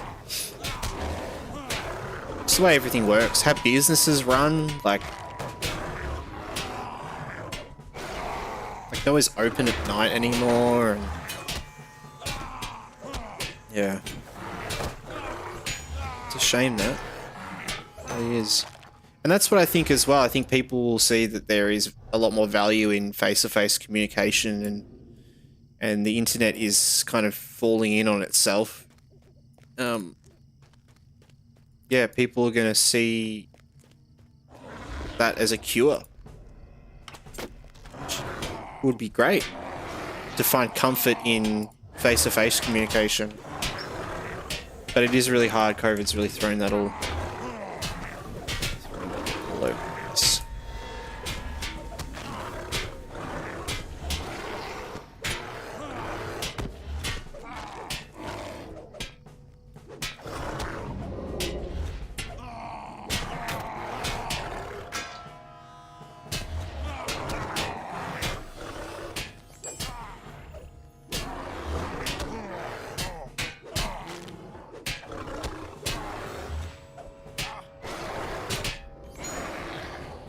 Double circle.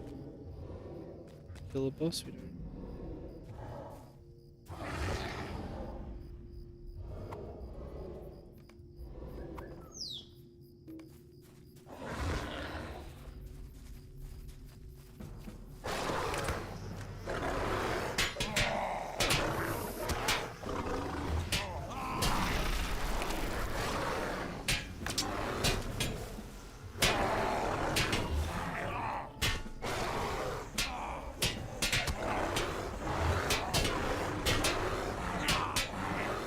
Well, we are getting through these quests pretty well.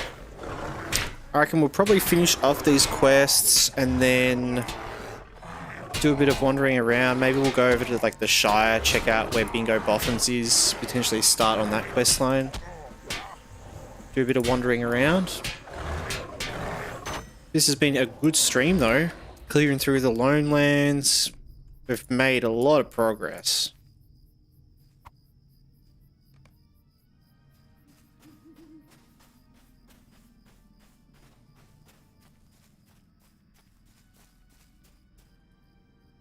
Yeah, many people lost their brains, forgot it. Yeah, true. Yeah, that's how it is. That's why we're here playing games, you know? There's no need for politics or things going on in the world when you can just hang out and have a good time.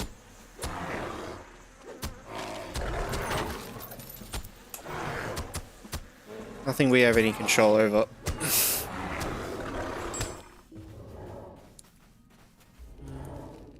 Ooh. So I think we're gonna have to take down his guards first. Yeah, let's do that. Let's... Here.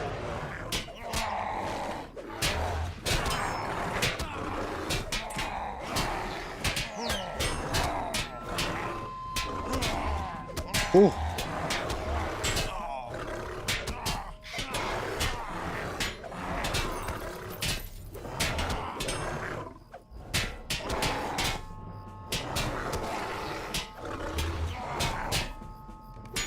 Promise myself they go power. I want to go to Iceland. Iceland, cool. Iceland's cool. Let me know how it goes if it happens. I'd love to go to Iceland.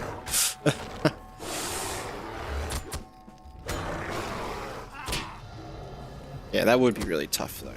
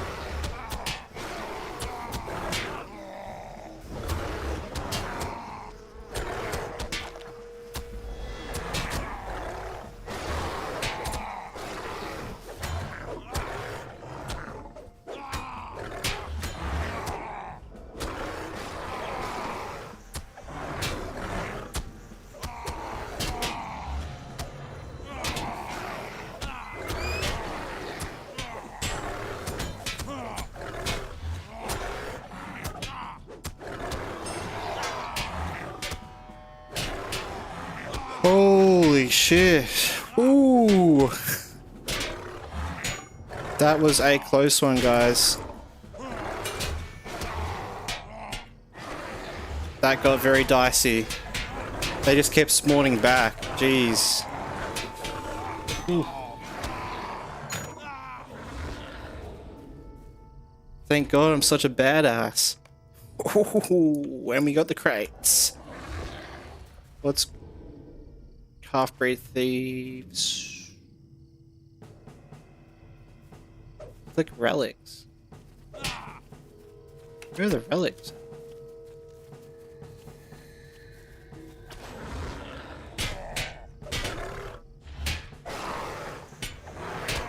It's funny had yeah, I get it, Brad. We try not to talk too much about politics in the chat.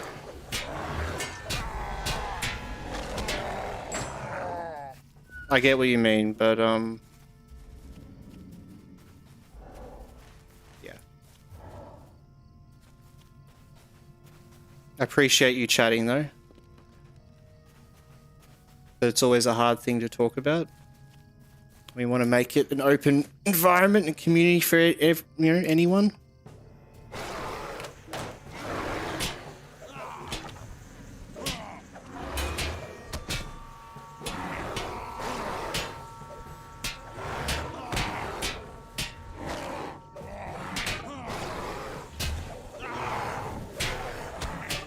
God, I'm just glad to be making our way out of here.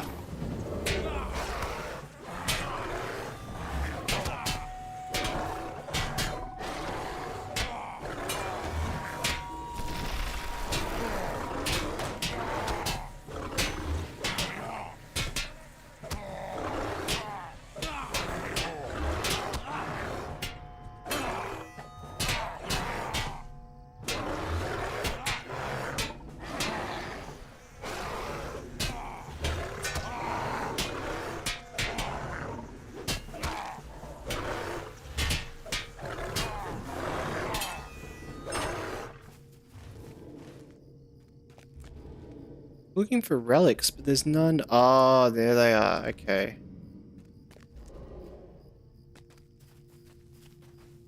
You might have just missed them.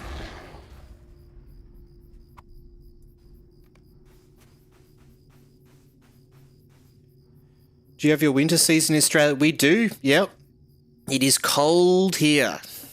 It's not super cold. I imagine it's a lot more colder up where you are and the surrounding areas in the winter, I'm sure, but it gets down to about like 0 degrees here, Celsius. When it's really, really cold, that is. That's like our coldest temperature, I feel like, roundabouts. does depend where you are, definitely in Australia, but yeah. It's been pretty cold.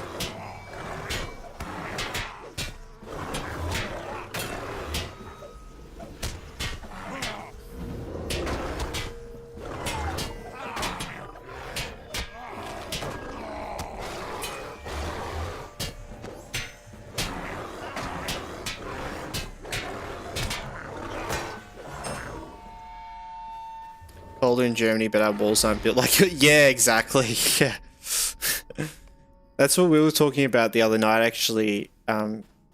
Because, yeah, we're talking about how cold it is, how it gets like minus 20 in some other countries. And how great it would be if our houses were built for that, you know? Because our houses are not built for that. 24 to 25 right now. Nice. That's like perfect. Perfect temperature. Oh. A lovely day.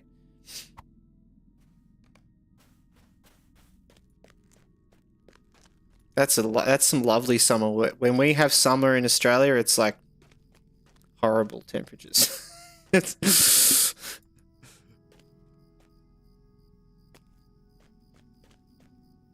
I personally love the winter down here.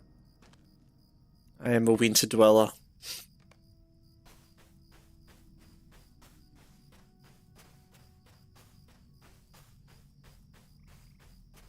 Yeah, but I live in an attic flat. True. Oh, true. So it'd be even hotter up there.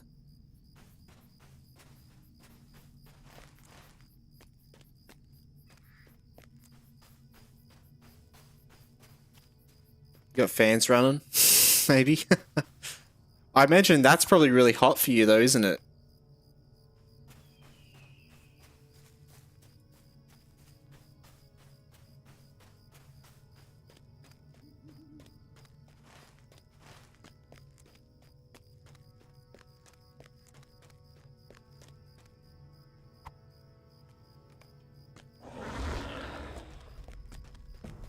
Two more relics. 36 to 40 at the beginning of summer. Yeah, true. That's similar to us then, yeah.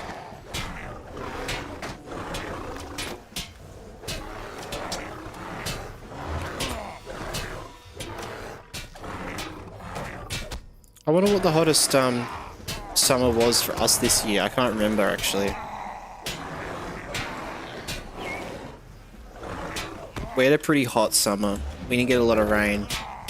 And then when there's no rain and then you get a heap of it, you get floods. So we had a lot of floods, I think, in sort of northern Australia, midland Australia.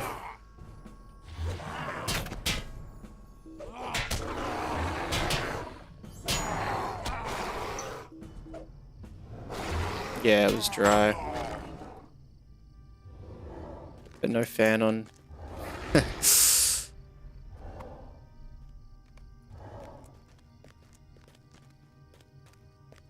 It's always the worst when you're just sitting still inside in the heat like that, sweating. Yeah, it was a very dry summer. You even got some tornadoes this year, wow. Worked on a 38 day was bloody hard. Yeah, God. Up on ladders, like in the blaring sun you'd be, I'm sure.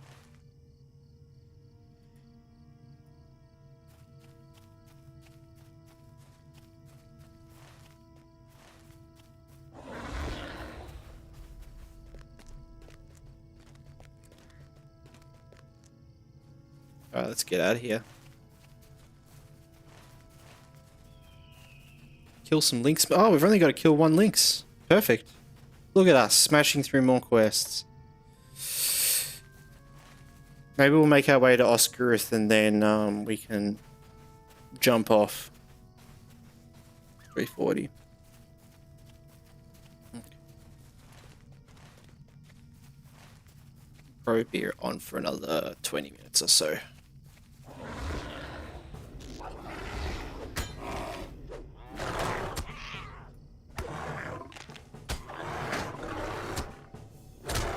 With these temperatures, nobody gets up on a roof. Yep.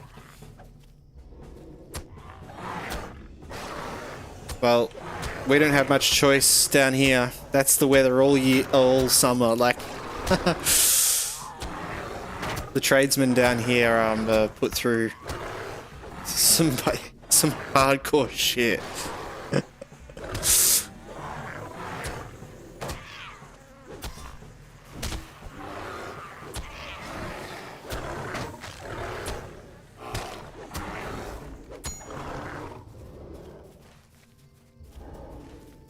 Alright, we'll talk to this guy.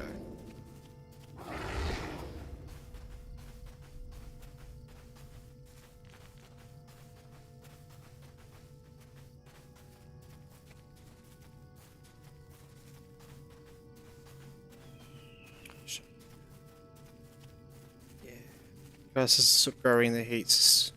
So you gotta still be out there. Yeah, I was thinking about that as well. It's so hot, everything's growing at the speed you cut it.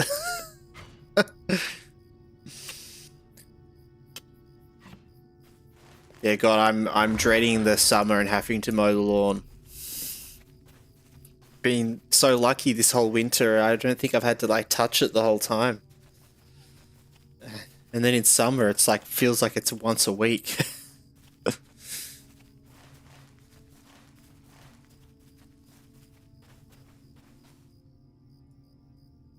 Well met, friend. Greetings, traveler. Cool, so we've got the quests in here that we can do when we come back next time, I think, actually. That's probably what we'll do. Or is that the ones up there? Oh, that is the ones up there. Alright, let's pick that up as well. We'll go in here and pick up these quests. It's like a little cave spot in the Lowlands, which is cool. Will you stay Weapons. and speak with me a moment? Come and stay a moment. Come and stay a moment. Okay, this is cool. Some grass does off in summer, spring is so bad though. In all the rain, yeah. Yeah. Your roof's built in Australia, but in January we got many roofs that reflect the sun. True. What sort of, like, what do they make roofs out of? There. Dude, you actually make ideas? Yeah, yeah. We, yeah. Ours is zug, zug, zug, metal, brick, wood, build, build house. House fall over. Had me cry.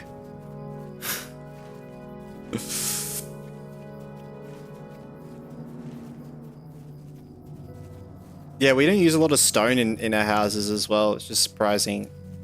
A lot of houses in South Australia are made of stone, I think. Based on materials. But yeah, we are. And roofs are always like tile roof or tin metal roof.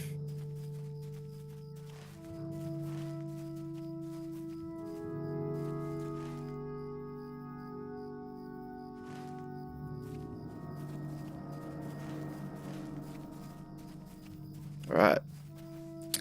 Willy Billy Silly, thanks for the follow. Really appreciate it.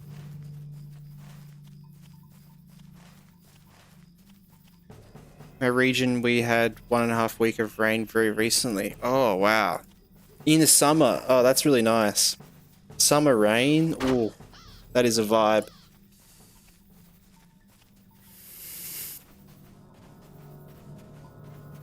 That's great. 1.5 weeks?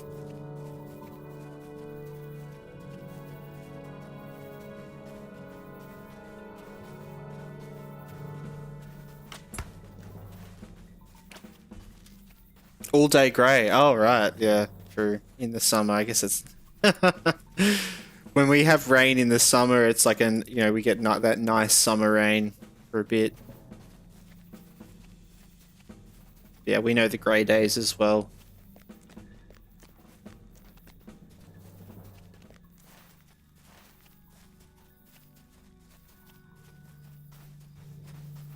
Down in Victoria, in particular, where we are in Australia, is known for its temperature that is all over the place as well. It's a common thing in Melbourne that like in the morning it might be torrential storms, and then in the afternoon it's a lovely sunny clear day. It's like just a classic thing that happens down here with our weather.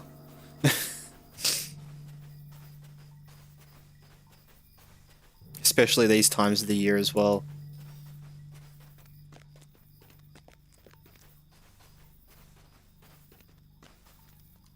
This is intolerable. Alright. Battle boots. Rain when it stopped for 10 minutes. Rain stopped. Rain stopped. Yeah, right. Actual consistent rain. That's good. Like, that's the problem we had this summer was it barely rained at all. And when it did, it was only like for a day. And so everything just gets super dry. And then the land gets really, really dry and like rock. And then it suddenly rains a heap. And the water doesn't absorb into the soil. And so you get floods. Like, because that water just isn't absorbing at all. It's too dry. And so it just floods. And that's why we get like crazy floods up in sort of Queensland and other parts of Australia. Is when we get really dry sort of seasons, which is very common. Seems to be getting more and more common every year. Would have no idea why, but something global, something or other. Alright. This is intolerable.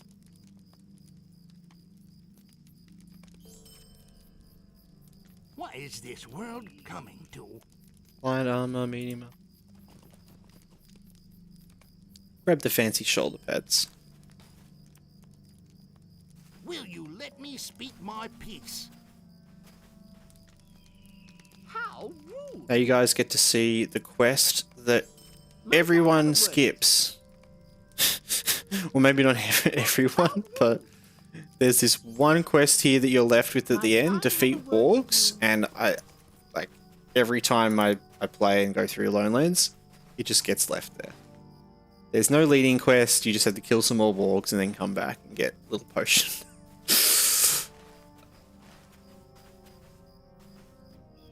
Just for nostalgia, we're leaving it. Alright, so yeah, let's head up here to the dwarves. We're going to go past the dwarves though and head into Oscuroth. And talk to the guy there, get the stable master. Maybe check out if we can craft anything. So, yeah.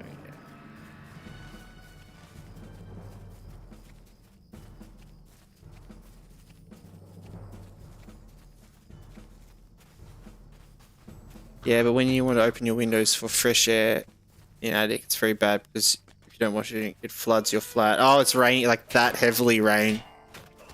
Rain from side onwards.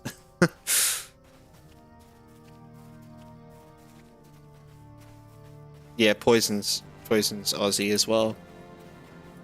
I think, yeah, I think that was saying earlier that all our houses are made out of like metal, brick, and wood. Guys over in Germany have better house design. I'm a big fan of your windows and doors. Yeah. I am a purveyor of windows and doors. It is very true, though.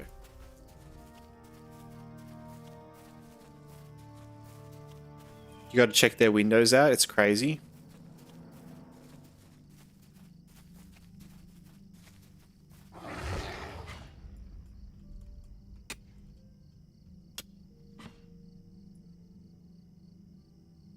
Oh, are you talking about like the flip ones? The ones that kind of like go like full like sort of like they're like on a little spin wheel almost. Oh no, but they're like the ones that kind of crack open from the top. Wow.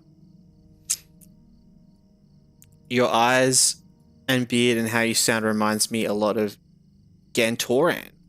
Gantoran?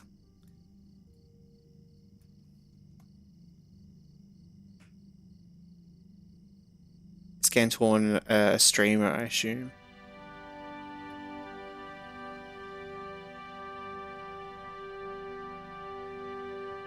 Oh, Kiwi streamer. Okay. That makes sense, I guess.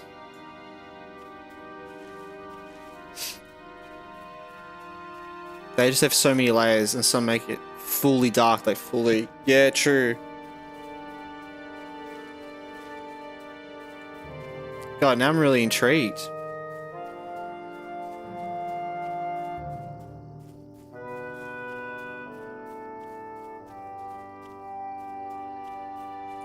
Roof bricks are out of clay, I think, but could be stone now that they're painted. Yeah, true, because our roofs, they're either tin, like which is like a metal, like corrugated iron, or yeah, tiles. We have terracotta tiles and concrete tiles a lot of the time, and I think also slate tiles sometimes. But yeah, mainly terracotta or concrete. Which terracotta is like a clay, right? But it is quite rare. Terracotta roofing.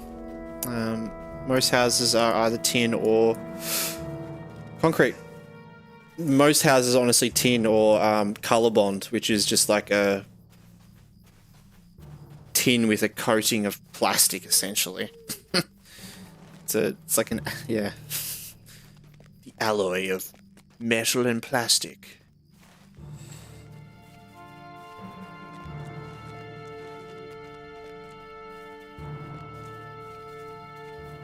Welcome into the chat as well, Willy Billy Silly. Sorry, I don't really know Gantorian, but I appreciate it. I'll take it as a compliment. We farmed experience with building houses through the history because it wasn't... Yeah, true. Just having to rebuild every time, you know, and all that. Like, that's a really good point, actually. Mastering building techniques and sort of rebuilding whole cities and what goes into that. Developing a lot more better practices with those building. I feel like for us, it's just like spread fast, spread quick. So all of our practices are built around like being efficient and getting things done.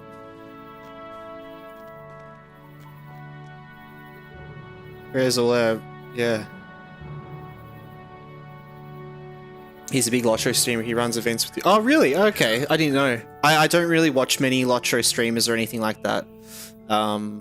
That's really cool. He had a hide and seek in Lotro and he had a bingo in a regular. Oh, cool. That's cool. I'll have to check that out.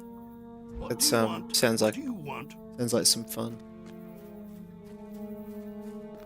And make it stronger, yeah. Whereas all our buildings from the 1920s, yeah. Yep. Here's the efficient design, done. As long as it protects against the spiders, the snakes, and the kangaroos, we're good. I think that's kind of where it was like, alright, wood, metal, done.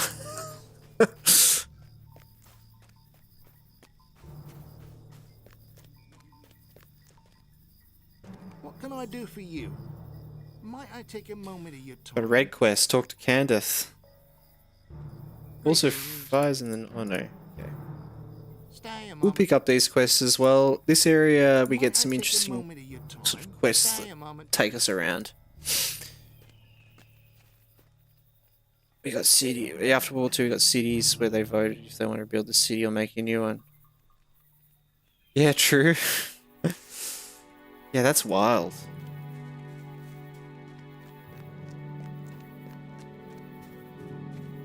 It's quite beautiful that though, that like through that destruction, you guys kind of kept your style and technique so pristine and like, you know, original. Whereas like without that conflict, you kind of wonder what would happen to those things. Like,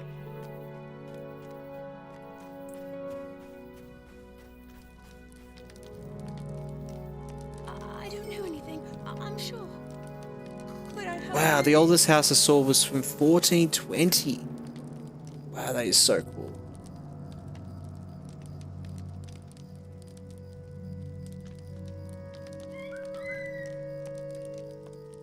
I don't know if you can help me. God, they must be doing something wrong. If there's houses from 1420s that are still standing, and you know, God.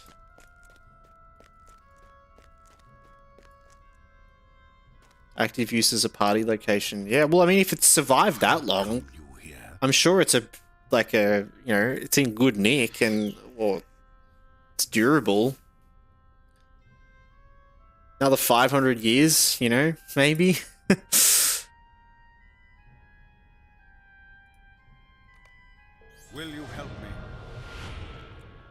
26, nice. You have returned, I see. Nice. Wow, we have made some really big progress today, I feel like. Level 26, that is huge.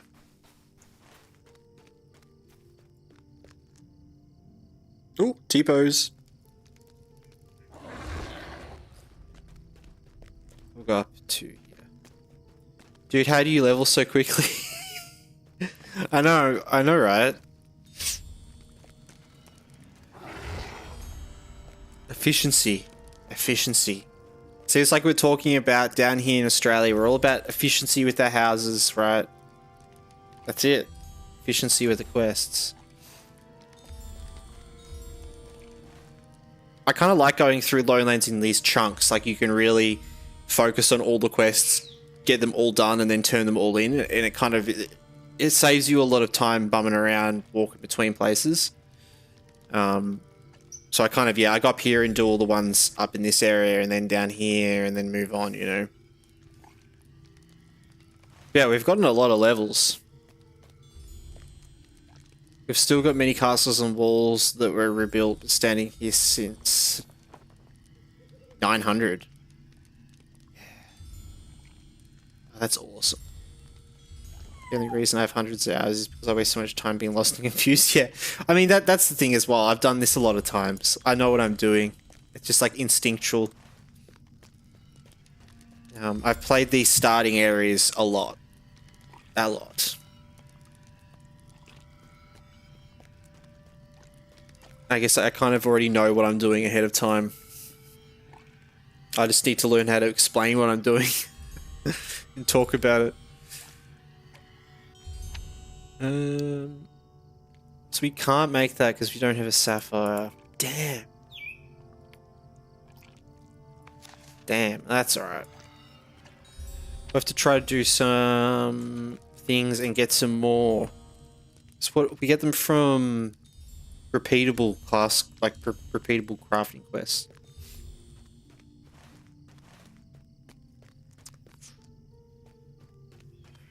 We even have rebuilt Roman arenas where the base arena is still original as well as parts of the temple at this time. Yeah, wow, that's cool.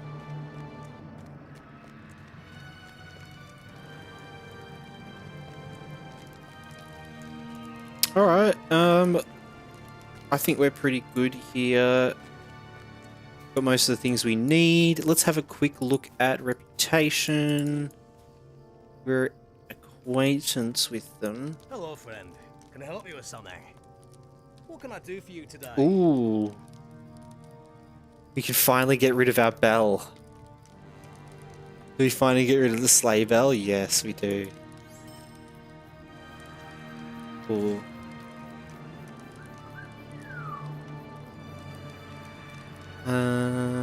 Might, agility. Okay, cool.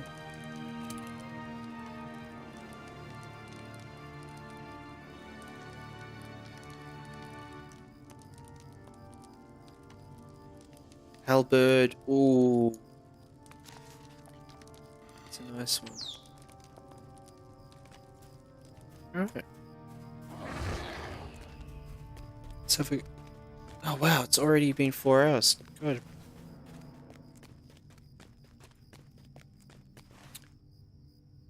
Alright, so we might actually end it here then. This is probably a good place to finish off up at Oscaruth.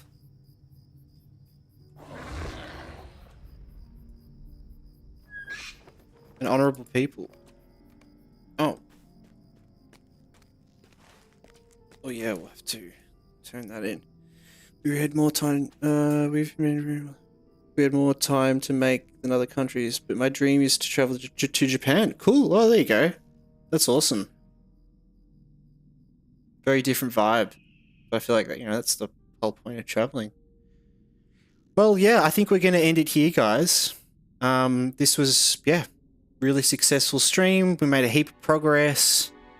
I think we were like level 23 or 22 before we started, so we got like 3 or 4 levels. W stream. Thank you very much. I really appreciate it. I appreciate everyone hanging out and chatting and engaging and watching.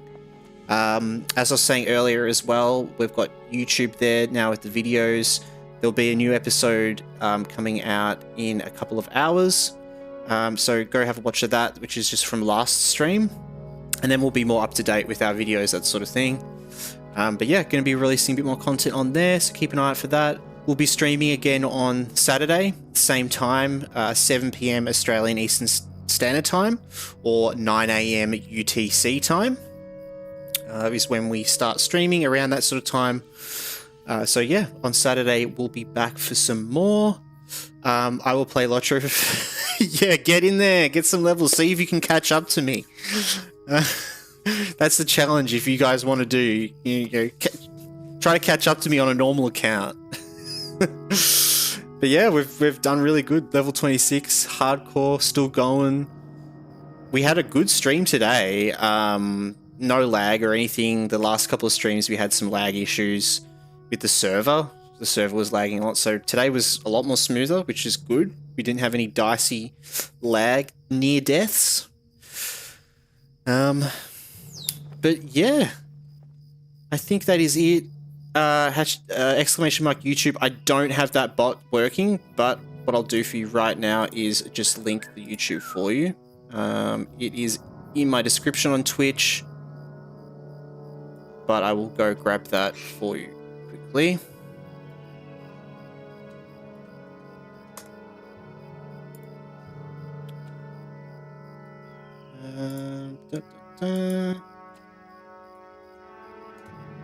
There you go, Willie. There's the YouTube. So yeah, go have a look over there. New video coming out in a couple of hours. But yeah, we'll be back Saturday. Thank you so much for hanging out, everyone, and chatting. And I'll see you all next time. All right. Stay well, everyone. Peace.